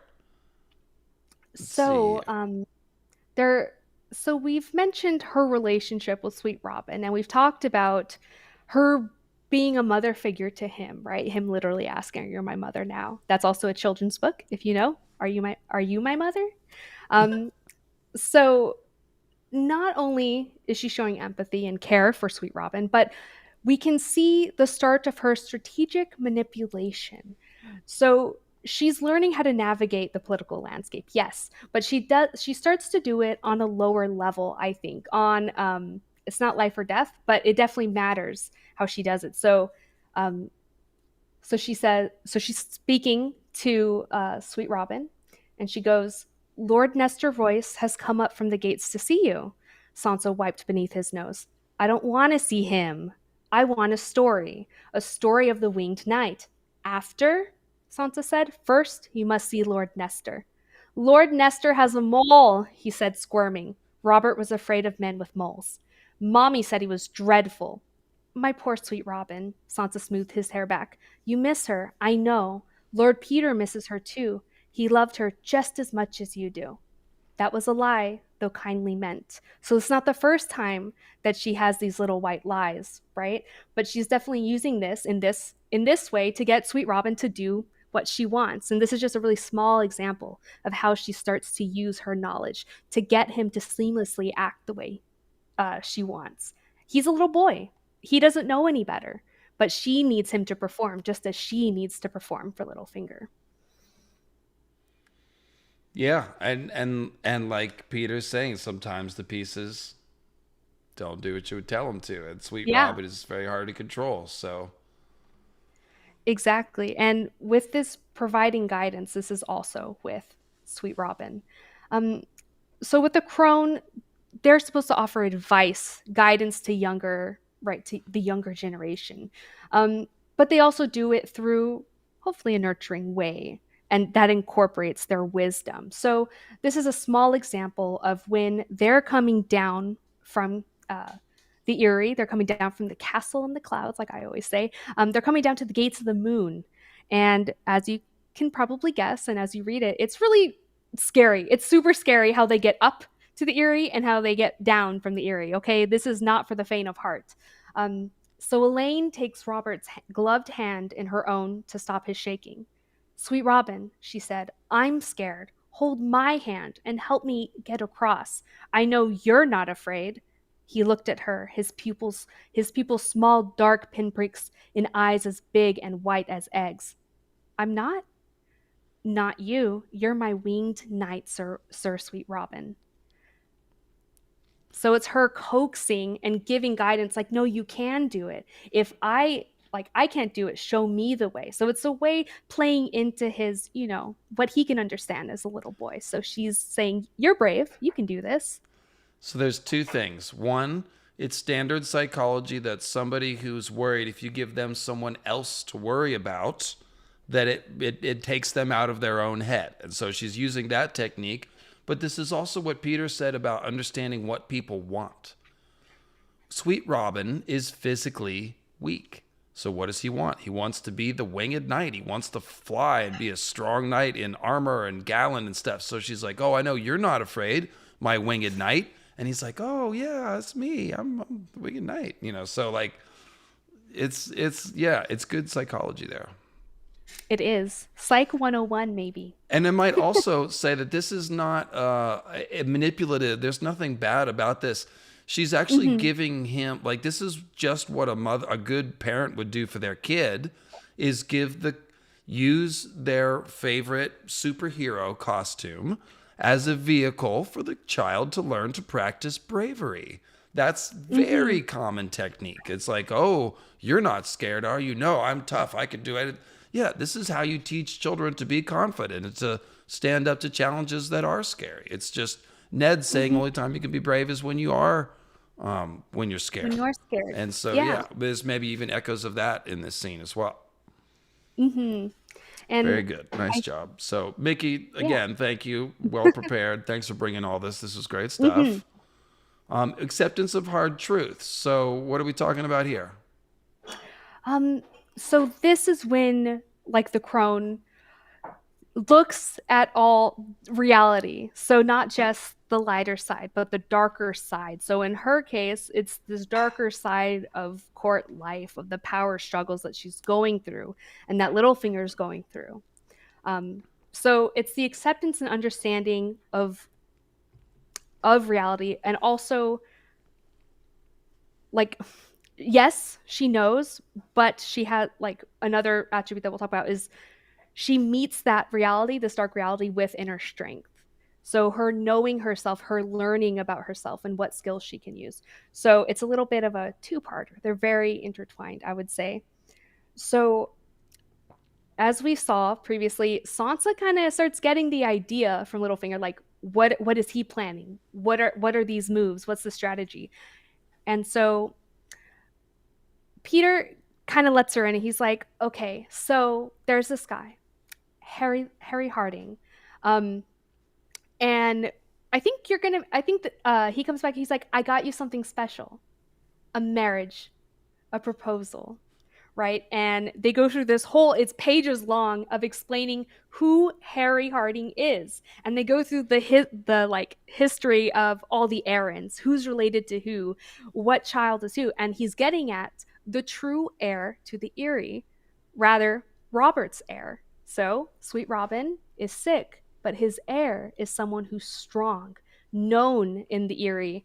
They call him Harry the Heir for a reason. And can I And just so, yeah, interject go for it. that Sansa is again able to piece this out, like when he's only halfway explained it. And so I will just say, as I always do, remember, folks, if you can't follow the politics of the Vale plot line or why Harry is the heir, you're not as smart as a 14-year-old girl, and you're dumb. So just remember that. A 14-year-old It's girl true. can piece it together. So chop Yeah. chop. She gets on it quick. I mean, her time at the Vale really shows how much, like, her evolution, I would say, her pawn to playerness. So the next time you read it and you're like, the Vale's boring. Her story. It's actually really impressive what she goes through and how this works. We're seeing a house that we don't get to see ever. So for me, the storm is fascinating. Like when there's Lysa getting thrown out the moon door and the snow castle, that's all fascinating. After that, it gets a little mucky, or it seems like it's like, okay, well, what do we care about now? It really came Mm-hmm. alive to me in that moment when Sansa comes back up and was like, I have to know. And they start chopping it up like we just. Then I was like, ooh, this is interesting. Like both getting Yeah. Peter Baelish behind the curtain stuff, and we begin to see Peter's blind spot for Sansa, which we've pointed out already, and we see Sansa learning. We see Sansa's performance, which we didn't get that quote, but the way she performs for the High Lords about Marillion, and so I Mm, was scared. She doesn't yeah. quite lie, but she figures out things to say that where they fill in the gaps, and like she just plays that thing even better than Peter coached her to. That's Oh, another yeah. exciting scene where it's like, this is really interesting. So yeah, Hmm. I don't know, if you don't like that, then I think you don't like Ice and Fire. So that's a big part I of it. know. Anyway, It's the Veil is so fun yeah. to read about. So she goes through the story as we said, and we already covered kind of. I don't want to read that whole quote, but Uh-huh. the inner strength portion, right? So a crone will see the realities. How do you overcome them?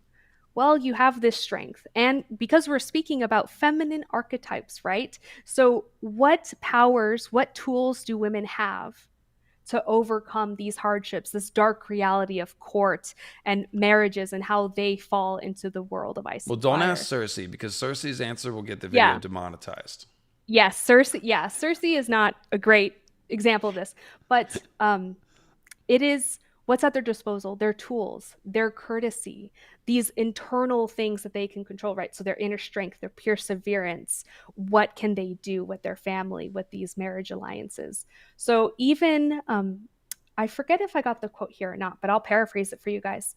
So she's speaking to Sandra Clegane, the Hound, and he goes, "You just have such pretty words. That's all you do, pretty words." And she mentions, well, courtesies are a woman's tool. Like, so these things that maybe someone's like, oh, it's just courtesies, it's just whatever. Like, no, this is a real tool that women in this world have. So the inner strength, we can see the example. We'll read it. We'll read it. So this is in A Feast for Crows. And she says, or she's thinking, up here where the slope was steepest, the steps went back and forth rather than plunging straight down. Sansa Stark went up the mountain, but Elaine Stone is coming down. It's a strange thought. Coming up, Maya had warned her to keep her eyes on the path ahead. She remembered. Look up, not down, she said. But that was not possible on the descent. I could close my eyes. The mule knows the way. He has no need for me. But that seemed more something Sansa would have done. That frightened girl. Elaine was an older woman and bastard brave. So she finds this inner strength through this persona she created, but that's how she's overcoming something as maybe simple as a fear of heights, right? But it's a really good example of this is how she's overcoming these dark realities around her. It's almost comparable to the way that she was just using the Winged Knight as a device to summon up Sweet Robin's Mm-hmm. courage. So she's using Elaine as a device to change her personality. And it's just like putting on a costume and going out for the night. You feel a little different.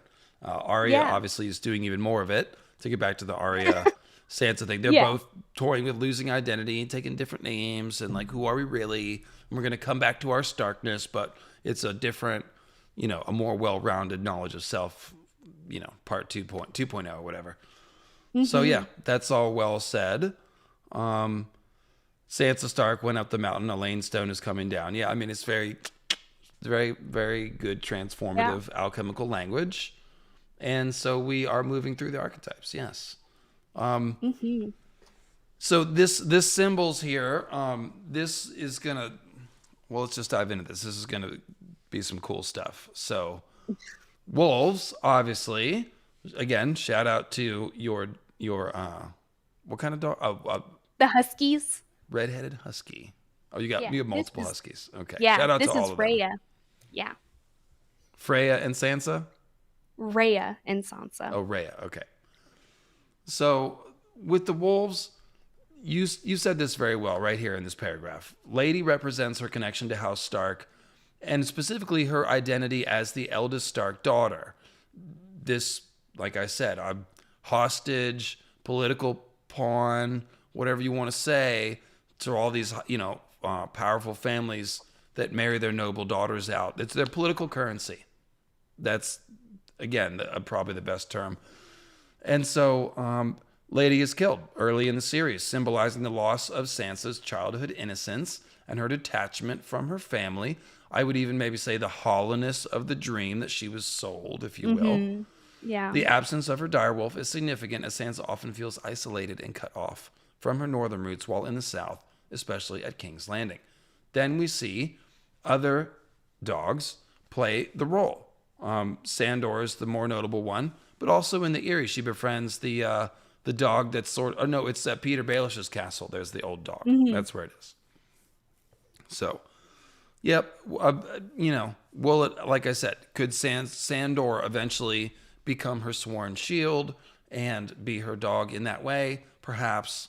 I do think Sansa will rediscover her magic. I've talked about that, but I think it will be birds, which we're going to talk about in a second. Hmm. But also, maybe she gets a new wolf from the wolf pack. That's not crazy either. Bran and obviously Arya will be mixing it up with the wolf pack. And then there's this quote. Let's go to the Kindle. This is the Ghost Wolf quote, and it's just very poetic and beautiful, but it has a couple of implications as well. And this is going to be book 4. No, I just did that. I want this one.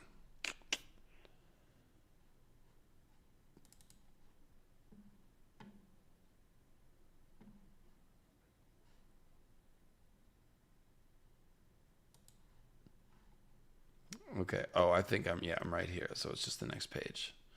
They passed beneath a wind-carved arch where long icicles clung to pale stone, dripping down on them. On the far side, the path narrowed and plunged down sharply for 100 feet or more. Miranda was forced to drop back. Elaine gave the mule his head.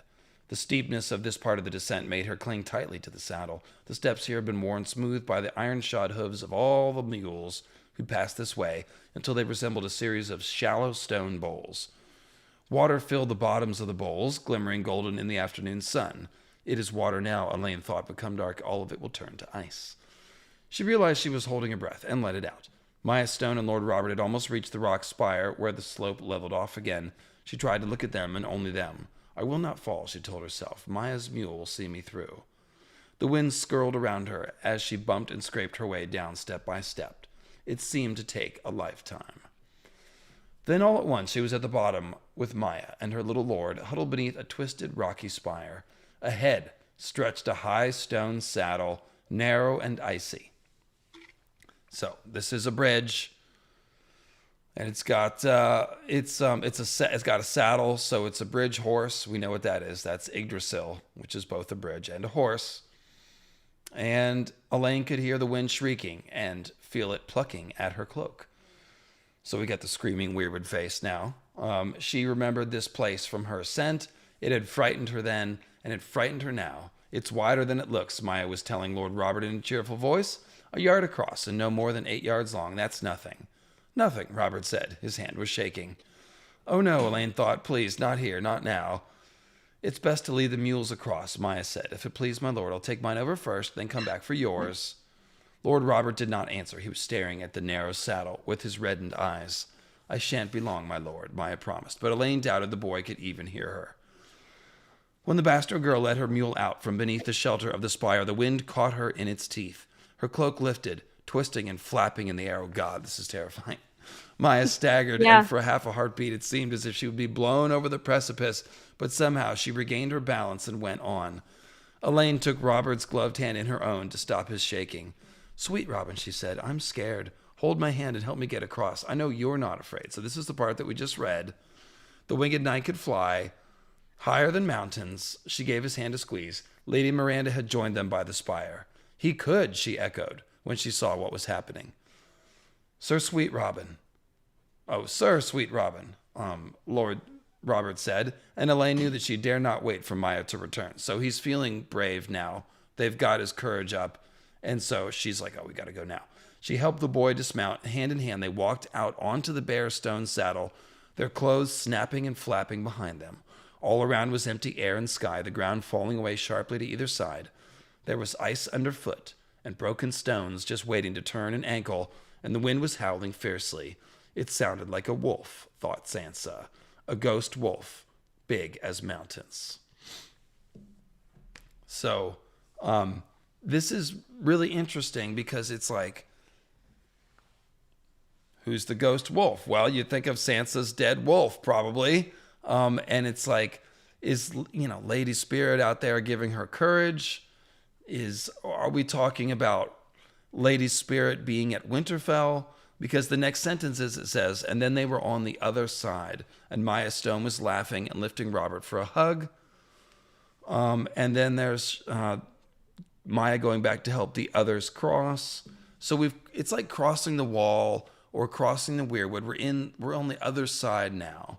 And that's where we're hearing the ghost wolf. So I'm not sure if there's like a theory meaning here or implication, but it's definitely poetic and interesting to hear Lady's ghost howl, I guess. What do you make of this?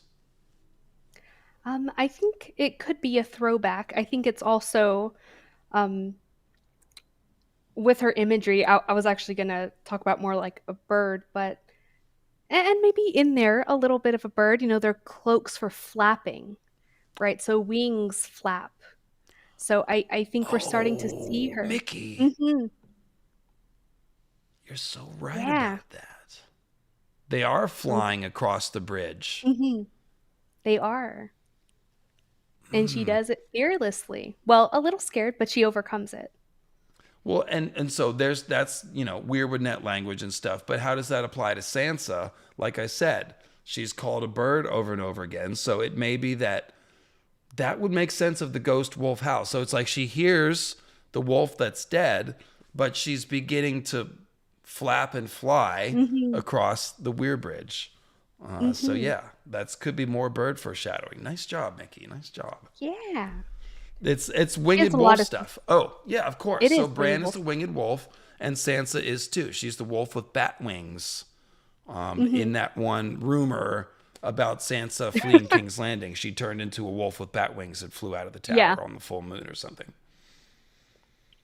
So there you go. Hmm. Cool. And so, of course, the next one is birds. I mean, we talk about birds all day long with Sansa.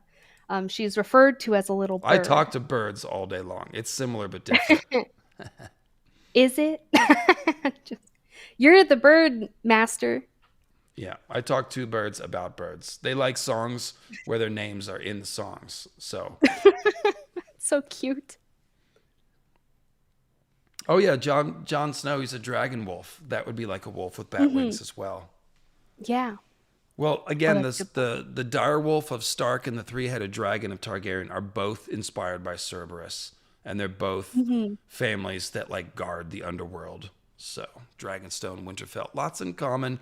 Both geothermic hotspots, both castles with Oh, gargoyles. yeah. Don't get me started. All right, birds. That's the one thing. Well, Talking it's about one of the bird. Tweet many tweet. things. Okay. Yeah. Um, yeah, birds. So, as I said, she's literally compared to a bird all the time. We just found one right now where her cloak is flapping like a bird, where she's called little bird. And she even says it like, well, I think in the show she says, I used to be a little bird. I know we're just talking about A Song of Ice and Fire, but it's a good little thing to put in there that even the show recognizes how important her evolution is and how she starts off as this little bird, but um, in a caged bird, I think is the correct picture you should have of Sansa as a little bird, a little caged bird. But I think she breaks out of the cage and flies, you know, flies like an eagle. It's a song. Um, Into the yeah. Yeah. future. um, so yeah, here's one. It's creepy, a little finger saying, but he calls her a beautiful untouched flower and then calls her a winter rose. So these are supposed to be compliments to her. Um, but we go on and see she says she wishes she had wings in the Eyrie. So even she's saying, okay, I'm like a bird a little bit. Um, yeah, even other people recognize her as a little bird. That's a quote where Sander or the Hound is speaking to her.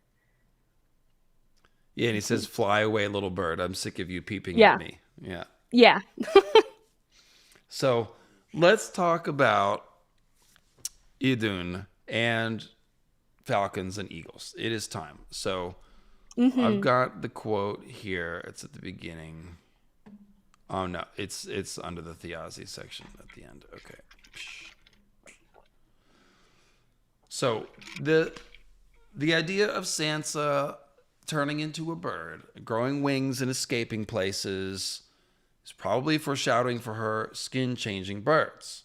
And one of the reasons why I think that is this legend of Idun, which involves people turning into birds and escaping and to ice castles or to and from ice castles. So this is revolving around. I guess I should do the myth first and then the quotes. That will make more sense. So the Idun myth, or Idun myth, it works like this. Like I said, she keeps the apples of immortality that the gods need to stay young. And so there is a Jotun, a giant named Thiazi, and he covets the apples. And so he somehow gets Loki to help trick Idun into wandering out into the woods where Thiazi can abduct her, which he does by turning into his eagle form and flying away with her to his home, which is an ice castle. And there's a cool name for it. It doesn't look like it's in the wiki here. Maybe if I click on Thiazi.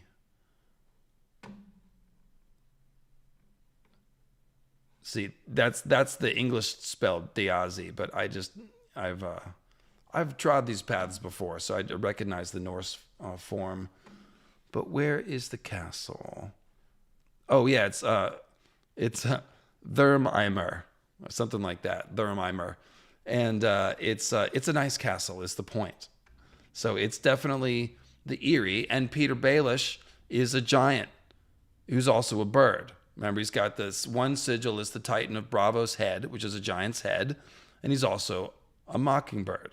So he's a giant that turned into a bird living in an ice castle that's owned by the Falcon family. Arryn, okay? And so Peter is Thiazi in this myth. And so what happens is Loki helps Thiazi abduct. Okay.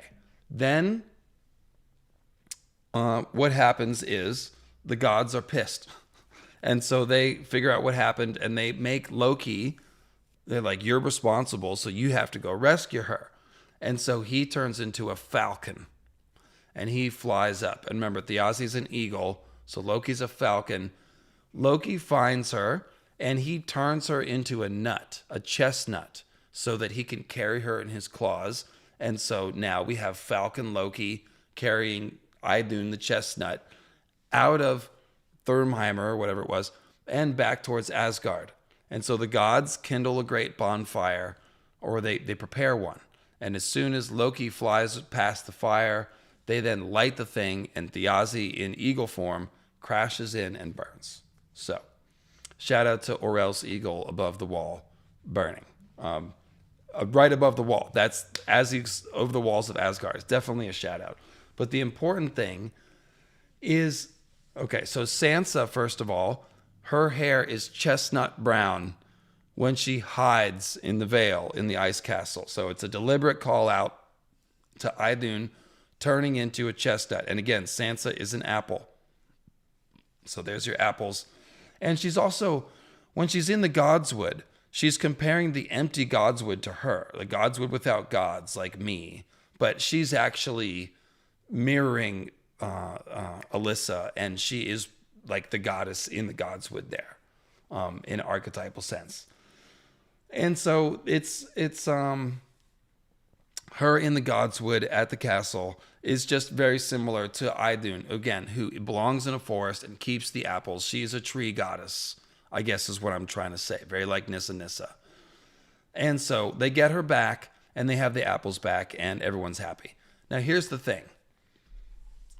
What George has done, as I said, is he's changed this around. And it seems like instead of Sansa being rescued and carried away out of the castle, it's going to be something more active for her. Because Peter Baelish is kind of like both Loki and Thjazi here. He's posing as a falcon, and he rescued Sansa from King's Landing, just like Loki rescued Idunn. So there's another layer of the echo. But we have this all-important line from the Ghost of High Heart. I dreamt of a maid at a feast with purple serpents in her hair, venom dripping from their fangs. And later I dreamt that maid again, slaying a savage giant in a castle built of snow. So, obviously this is Sansa. The first is the hairnet and the killing of Joffrey with the venom. That's the strangler. We know that. Same maid, so Sansa again, slaying a savage giant in a castle made of snow.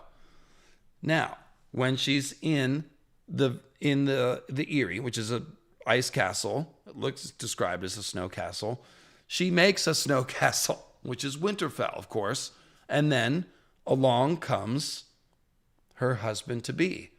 Winterfell is the seat. It's not so great. The boy knelt before the gatehouse. Look, here comes a giant to knock it down. He stood his doll in the snow and moved it jerkily. Tromp, tromp, tromp, I'm a giant, he chanted. Ho, ho, ho, open your gates, or I'll mash them and smash them. Swinging the doll by the legs, he knocked the top off one gatehouse tower and then the other. It was more than Sansa could stand. Robert, stop that. Instead, he swung the doll again, and a foot of wall exploded. She grabbed for his hand, but she caught the doll instead. There was a loud ripping sound as the thin cloth tore. Suddenly, she had the doll's head, and Robert had the legs and the body, and the rag and sawdust stuffing was spilling in the snow. And as you commented, even the death of a doll is epic in Ice and Fire. It is. He went all out. And then Robert's mouth trembled. You killed him, he wailed. Then he began to shake. And then he falls. White towers and snowy bridges shattered and fell on all sides. So the giants destroying the castle. Sansa stood horrified. And then later, Sansa says, wasn't my fault. It was my fault. I ripped his doll in two. I never meant to, but his lordship was destroying the castle, said Peter. A giant, the boy whispered, weeping. It wasn't me. It was a giant hurt the castle. She killed him. I hate her. She's a bastard and I hate her. I don't want to be leeched. And then they go on, and she sticks the head of the giant on the spike. It says a mad rage seized hold of her. She picked up a broken branch and smashed the torn doll's head down on top of it, then pushed it down atop the shattered gatehouse of her snow castle. So this is definitely a call out to that Ghost of High Heart, slaying a savage giant in a castle made of ice. The servants looked aghast, but when Littlefinger saw, he laughed. If tales be true, that's not the first giant to end up with his head on Winterfell's walls. Peter Baelish's head will be on Winterfell's walls. That is the message here. And that is the point of reading this. We know about the correlation between Sweet Robin and stuff, but this is foreshadowing Sansa going from pawn to player and turning the tables. The real giant she needs to slay is Peter. Where's it going to happen? Not in the Eyrie, because they're not going back, as somebody said. But Winterfell is the snow castle. She built it out of snow and defended it right there. So, your thoughts, Mickey? I agree. I think it's foreshadowing for sure. Yeah, Kimber said it right now. It's foreshadowing and history. I think it is what was and what is to come. I think everything that we see with Littlefinger is little pieces of his demise. Little lessons he has. This imagery, I think, well, we'll see it. Hopefully, in our lifetimes, we will know the outcome of Littlefinger. You had to go there, didn't you? You had I to. did.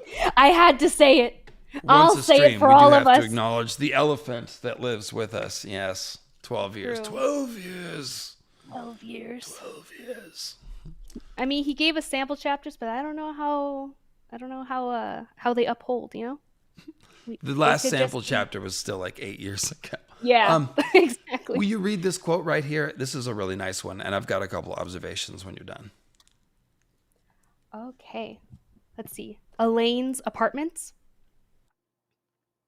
Right. Okay.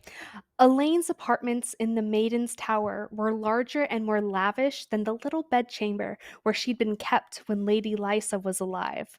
She had a dressing room and a privy of her own now, and a balcony of carved white stone that looked off across the vale.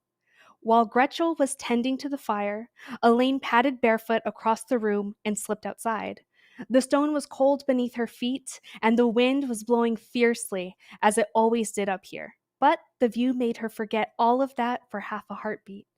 Maiden's was the easternmost of the Erie's seven slender towers, so she had the vale before her, its forests and rivers and fields all hazy in the morning light. The way the sun was hitting the mountains made them look like solid gold. So pause right there. This is more Persephone stuff. She's glimpsing the dawn and the morning and the spring and the gold and all, and she's in the Maiden's Tower. So called out twice. So again, Persephone is specifically a maiden. That's the thing. And so because yeah, spring is pure and uncorrupt. It's new. It's fresh. It's white. It's like flower petals. And anyway, birds are singing. And so she's glimpsing it, even though she's imprisoned. And as we keep reading, it says, a falcon soared above the frozen waterfall, blue wings spread wide against the morning sky. Would that I had wings as well. And so it's like she wants to come back from the underworld to the spring realm, regain her identity, and she might need wings to do it because she's going to have to tap back into her magic. Agreed. It will be exciting to see Sansa with magic. I think that's the one thing I need. I need more of. I do think it's coming. I do think it's coming. So yeah, again, so with Persephone, like I said, the food symbolism spells out that Sansa is the one with agency. She's the one making the correct choices, not eating the pomegranate, and so not needing to be rescued by Hecate. And so similar here. She is spelled out as the one who slays the savage giant. Because in the myth, in the Idunn myth, we don't slay the savage giant. We run from him. Loki comes and turns you into a nut and grabs you in his claws, and we fly away, and somebody else burns him. The ending is going to be different. George has told us. Sansa is going to slay the giant herself. I guess they'll move to Winterfell first, but it'll still end up being that same situation where it's Sansa facing down Littlefinger and getting the best of him instead of fleeing. So this is why I feel strongly about this, because the way that George is quoting both of these myths, Idunn and Persephone, and then commenting on them shows how he's planning on putting her in the driver's seat at the end of it. So, and again, I just think that's a more interesting story, and it fits a more modern, progressive, leftist, commentary on medieval gender roles. It's not rocket science. So, yeah. And plus, we'd love to see the evolution come to fruition. right? It wasn't all for naught. Everything she's learned, everything she's gone through. Oh, that It was the wasn't for thought I someone lost else to earlier. come. Oh yeah. So, with Okay. everything that we've said, and we're going to do War of the Roses to close this down, but with everything that we've said so far, now we can really start to think about how Sansa's endgame is going to look. She has, she's mastering soft power, political power. Like we said, it's not just about the feminine roles and having her dreams shattered or whatever, whatever. She's learning how politics works. She's learning how to be a player, how to build alliances, how to figure out what people want, and move the pieces on the board. So, is that going to be helpful to the reformation of House Stark? Yeah. Is John good at politics? No. Does Arya No. know anything about politics? Not really. Like, she knows psychology, the lying game, and stuff like that can eventually lead to a political acumen. Gathering knowledge, learning the importance of information. But Sansa brings a lot of skills to the table that nobody else has. Certainly not Rickon, and again, certainly not John. So No. yeah, so we can see how her skills will be complementary to the other Starklings whenever we are Hmm. reforming House Stark, which one assumes. Yeah. Yeah, I mean, just a quick note on her siblings and her. She is everything that Rob isn't, right? So Rob is really a power on the battlefield. They say he's never lost a battle and he's a child, right? He really goes out to bat for his dad, and these northern lords follow him. Um, and his downfall was not really thinking politically, right? He followed his heart. He got someone pregnant and wanted to marry them, which he thought he was doing the right thing. But again, politically, if you were really going about with a strategy, I don't you wouldn't do that, right? So like not marrying them would be justifiable because you're trying to gain something else. So if Rob had been a little more maybe taught, maybe more versed politically, he would have said, "Okay, I can't do anything about that. I have to marry the Frey girl." Right? So, but Sansa, while The not same on the thing with John, battlefield, I just want to yeah, say, following his exactly. emotion, damn the torpedoes, I'm going to go rescue Arya. I hate Ramsay, screw him, Yeah. because he's And like his a threat to the downfall. watch if I don't go. See ya. Yeah. And his buddies are like, nope. Well, they're not his buddies, but you know. Um, so Sansa's really learning that other side of things. And so I think they're complementary, and I hope in Sansa's case, and I think it will be, she will come on top. She won't lose that battle. Which is goes to show you that, femininity is a strength. And I think George wants us to know that, and he highlights that it's not just the warriors on the battlefield that win. Well, so let's talk about self control and poise. These are things which can go both ways. When we're thinking about the way in which these feminine archetypes are repressive, the idea of self control and poise becomes a prison in which you can't have free will and express your emotions, and all of your actions are prescribed, etc., etc. And this is the thing that Arya and Cersei and other people and Brienne chafe against, because the things they want to do are against the rules. However, self control and poise are obviously valuable skills. Also, I myself, as an ADHD person, am slowly trying to figure out ways to gain self regulation and control because I can see the obvious benefits. When you act without control, you end up causing damage and having to pay the price yourself. So, this is the thing about these, again, feminine archetypes, is that we are supposed to see both sides. We're supposed to see how they can be repressive. And the same thing, if we spend time talking about the male archetypes, they are also constrictive, but they also are based on virtues, bravery, courage, providing, working hard, the craftsman, the smith, all the stuff. So, yeah, I just want to hit both tones here. So, Mm-hmm. Sansa's poise and self control, those things are not only armor. You said that courtesy and that stuff is an armor. They're also weapons because when you are poised Mm-hmm. and controlled, you can build alliances and move successfully through politics and achieve your ends. So Exactly. yeah. And you see Littlefinger do this too. He says you're fighting a battle with everyone at any time. Never let people guess what you're doing, right? And so his own tactic in the books, not like the show, is he pretends he doesn't care about anything. He shrugs a lot. He says things casually, Mm-hmm. right? So Mm-hmm. that's the way that he uses those attributes to his advantage. So, and Sansa's starting to do that with her courtesy and her feminine traits. So, all very interesting and super important. And so we've come to it. Let me just We've say come to it. before I zone out. No, I'm kidding. No, you've been a I great knew it. guest. And I just realized a few minutes ago we're both wearing kind of the same color shirts somehow. Isn't We that neat? are. We Shout out to match. Leanna of the Blue Winter Rose, of course. There we Also, go. the birth of cool, a subtle Night's Queen reference.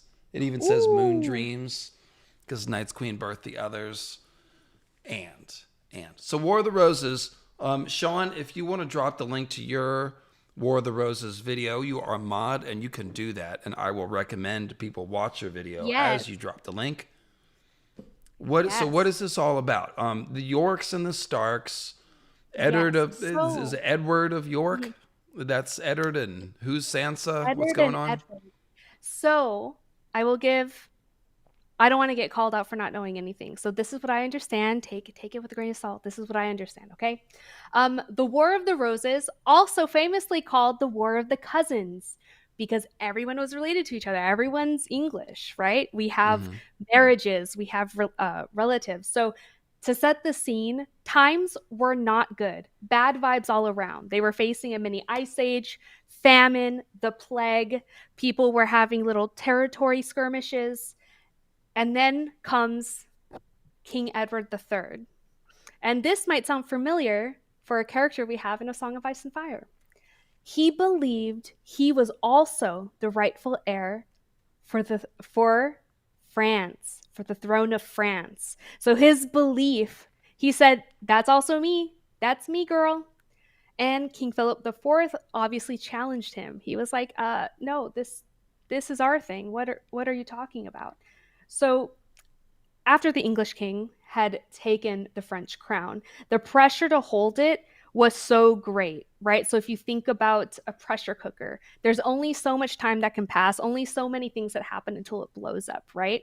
You don't want that to happen, but that's what happened. So we're looking at the mid 1400s in England. So like David mentioned, there's the Yorks and the Lancasters. I saw this video that George R. R. Martin did based talking about the War of Roses and A Song of Ice and Fire, and he literally says Yorks, Starks, Lancasters, Lannisters. Right? I know. Um, and so there's some big players there. I'm sure our buddy who's super into this can talk about big players and who represents who, and Richard the First is Tywin, Richard the Third is Tyrion, like whatever. We can go down that list. But the important part of this and the whole reason for the stream is Sansa, right? So what does Sansa how does she come into play with this? Who is she based off of? What can we deduct, right? So while on one hand, Sansa is a great example for all women of the Middle Ages, to getting into their roles and expectations like we talked about. What were these women supposed to be doing, right? So she's a good almost umbrella figure for them. But she is also based off Elizabeth of York.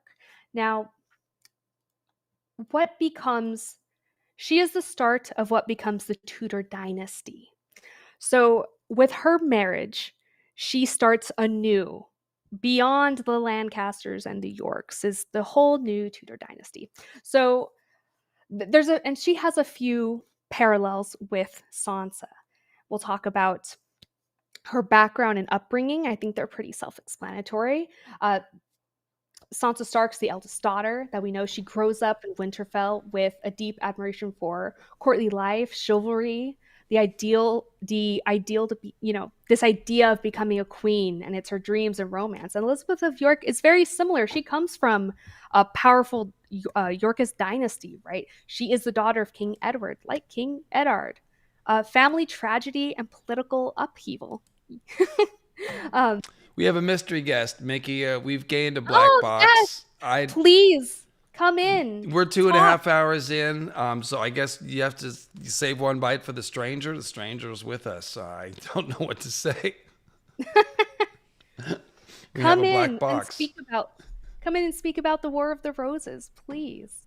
But Sean's with us in spirit. in spirit, refresh the So I'm page. sorry. So Sansa and Elizabeth. So who's Elizabeth? Elizabeth of York is the daughter of Edward. So she's on the York side, and we're trying to get into an alliance with the Lancasters, right? And so with her marriage with a Lancaster, they begin the Tudor dynasty. So she's important because, like Sansa, she's the key for unity. Her marriage is important to start anew. So they have a lot of parallels between their background upbringing, the family tragedies that they go through, and their role in dynastic politics, and of course their survival and adaptation. So they go through the very similar journey of going through trauma, how you're dealing with trauma, how you're evolving, right? But I think the biggest thing, and this goes into my own theories of Sansa, is the symbol for unity and stability. So Sansa, I think, becomes a symbol of the North's resilience, right? So she's looked at as the key. She will reunite the North since she's the last standing Stark for all intents and purposes, right? So people want this. They want to unite the North with wherever they come from, right? So the Tyrells, the Lannisters, the Eyrie. Um, so she's seen as the key for everything to be good to get this power. And so is Elizabeth of York. So her own internal journey isn't as documented as Sansa's, right? Because Sansa's created, so we can see her own POVs and things. And so Elizabeth marries Henry the Seventh, or Henry Tudor. Henry Tudor is what he becomes. Um, and their marriage is symbolizing peace and stops years, and I'm talking decades. I'm talking family generations, years of conflict. So her marriage marks the official end of the War of the Roses. So the Tudor rose, which is right their family now, the Tudor rose, merges the red and white rose of York, having the white rose, and the red rose of Lancaster. They combine and become the House of Tudor.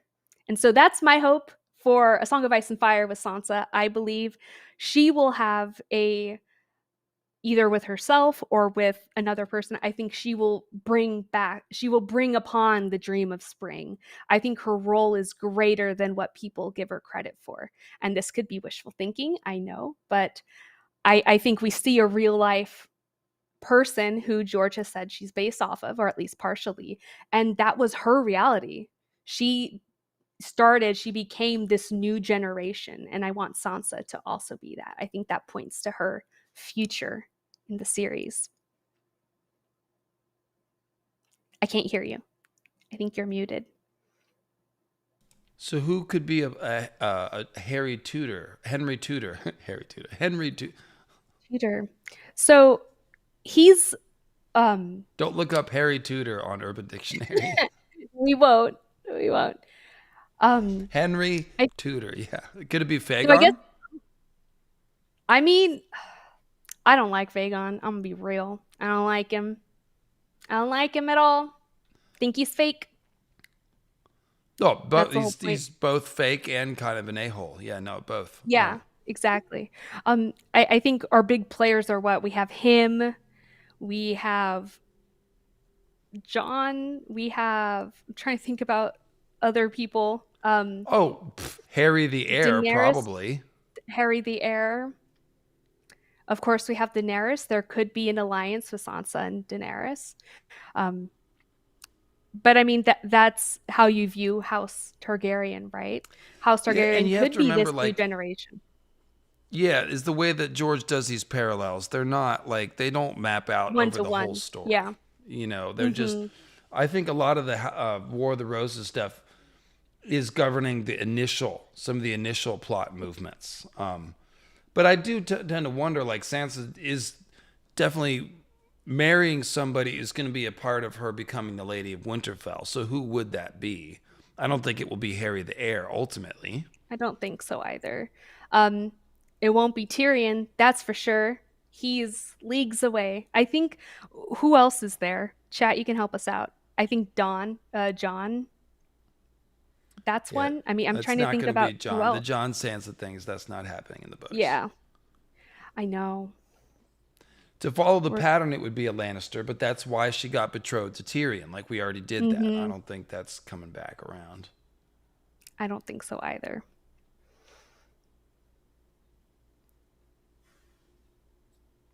Henry Tudor, Henry Sander.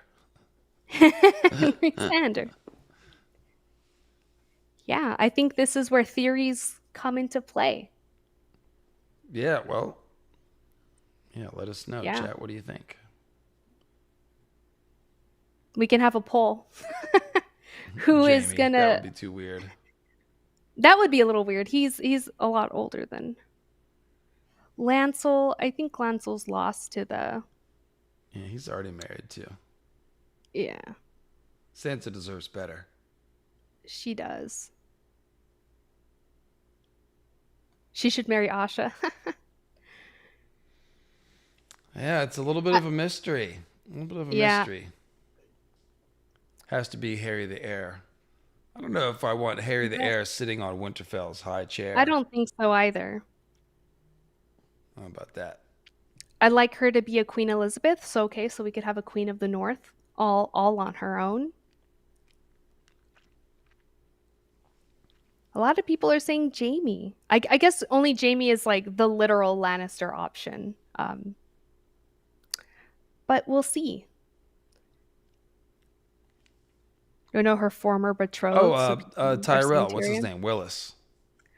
Willis, yeah, That's not her that's betrothed, but that would one. be cool if like Yeah, Willis comes back the around. North and the Reach. Yep. Well, I'm not sure, guys. That's definitely one I don't have an answer to. I feel, and Me someone either. asked about, Bebe asked about the Weirwood net and stuff. I do think Sansa will reconnect with her magic, but her main role in the story, I really do think will be more political. That's kind of what she's been training to do. So I don't see anything that she's doing that foreshadows her having a big role in the like Weirwood net surgery stuff. I think that's going to be Bran and John and Danny. Mm-hmm. But Yeah, everyone that's has kind of their an own opinion. offensive comment, Whitney. I'm not going to delete it, but that's not how that works. Having a twisted leg doesn't mean he wouldn't survive in the North. He's a lord. He's would do fine. Yeah. Strange comment, but that You Roose are with a Bolton guy. thousand No, voices, probably not. Probably not. developing a Twitch. I'm about to write an essay on this. Hey, have at it. QQ Mickey on Yeah. Twitch. No, I'm saying the Heaver with a thousand voices. He said he's developing a Twitch. He's about to write an essay about this. Oh, who Sansa's gonna marry? Yeah, I guess so. Well, he's been churning out some content, so make sure you subscribe to Hero with a Thousand Faces YouTube channel.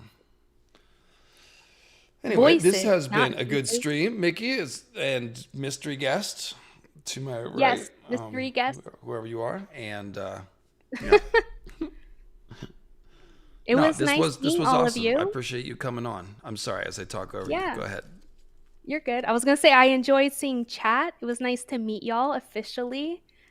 It's been nice, David. I really like talking to you and throwing all my word salad at you. And then we organize it. Well, you warned me about. You're like, oh, I just talk and talk. You better interrupt me, or I'll just keep going. But that's not the case at all.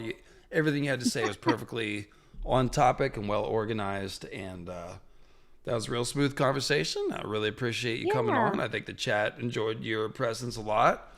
And as I said at the beginning, we're working off your notes and research here. Obviously, I'm giving my opinions and stuff, but huge credit to you for the existence of this stream. And we'll look forward to Yeah. having you back on again in the future if you're down. Yeah. And I hope everyone can love Sansa now. Stop the Sansa hate. Spread the Sansa love. That's all I want from this. That's all Mickey wants. And I agree. I Yeah. don't put up with any Sansa hate around here, as we know. So Mm-hmm. there it was. A nice short one. Yes. Wasn't that short? We started, yeah, it's over 2.5 hours. I guess Yeah. compared to an iceberg is short, but I mean, Yeah. I'm tired. Do you have any super chats to read Oh, before thank we you. end? Thank you. I know how There's a the thank you streams super go. chat, but let's go back. I'm always lurking in the chat, guys. Mickey is well known. Yes, there's all kinds that I missed. Okay. Um, okay, so that's Kim LaFay's super chat that we answered earlier. Thank you. Tasty tinfoil. That's for Cersei gave the idea to Robert. Mickey doing a fantastic job. Saw that one earlier. Thank you. And yes, she is. Do you think Sansa will play a role in the reconciliation with the others? So that's what I was saying. I don't think so. I think Sansa's telling us a little Night's Queen Nissa Nissa stuff, but just as parallels. I think that's. I just haven't seen any foreshadowing that she would. I think that governing House Stark is a pretty big job. Yeah, I think Thank you so. both. Eric. Okay, cool. Thanks, guys. And if you do have any last questions, you can throw them at us now. Yeah, throw us questions, chat. David But will yeah, know all of I them. do like Sansa, and her wins chapter was pretty interesting. Like I said, the main thing it showed is her. Oh, we didn't talk about this. We talked about this in the pre-meeting. So with Harry the Heir, she is clearly she has learned some of the lessons of Joffrey, right?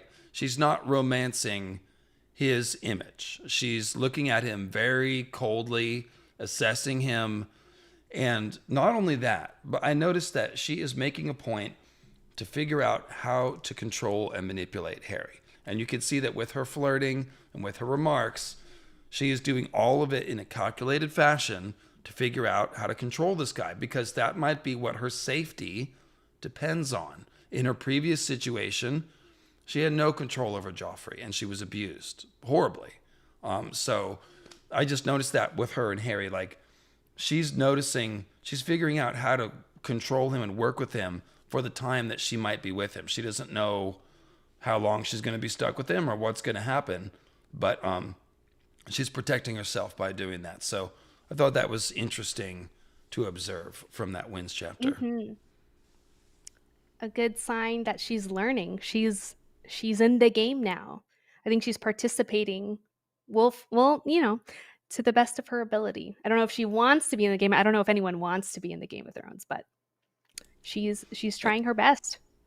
Yeah, and she's already learning that, oh, Harry's got a couple bastards, or one and another on the way. Reminds me of Lyanna talking to Ned, be like, oh, I know he has a bastard, who is Maya Stone, by the way, Hmm. that Sansa met. And kind of going, yeah, men don't change. He is what he is. So, yeah, finally, and that just shows you, like, Lyanna was better prepared by Rickard for court than Sansa was by Ned, because Rickard had, say it with me, Southern ambitions. And so he was training his Hmm. kids to be politically minded. Yeah, so we will see what becomes of the Harry plot line, but we can expect Sansa at least to sort of like have her eyes wide open here. Yeah, if you missed the stream, if you're just tuning in, go back and watch it when we're done. Give it a rewind. And if you watch the Yeah. whole thing when you're done, if you could hit refresh and leave a comment, that will help Yes. Leave YouTube some understand that this is a cool stream. It should show lots of people. So Yeah, and click if you have like. any super hot takes that you don't want to put in chat right now, leave them in a comment.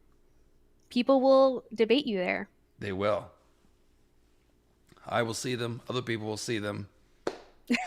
Dangle that rage bait. All right, guys. So thank you very much to Mickey and everyone in the chat. And yeah, we'll definitely have you back on in the future. Yeah. And by the way, guys, so yeah, I just moved in here. Don't even have, I'm slaving off my phone. I don't have my internet in yet. So bear with me. I will have a video out, probably not this week, but like the week after, a produced video. And so the next thing you'll see from me will be probably next Sunday's stream. And yeah, just trying to get everything back online here. So the place is nice. I'm looking forward to being able to do a lot more YouTube stuff here. That was the point, is give me more filming places and all that stuff. So I think the next video I'm going to do is going to be Jon Snow, Azor Ahai. I've already recorded that.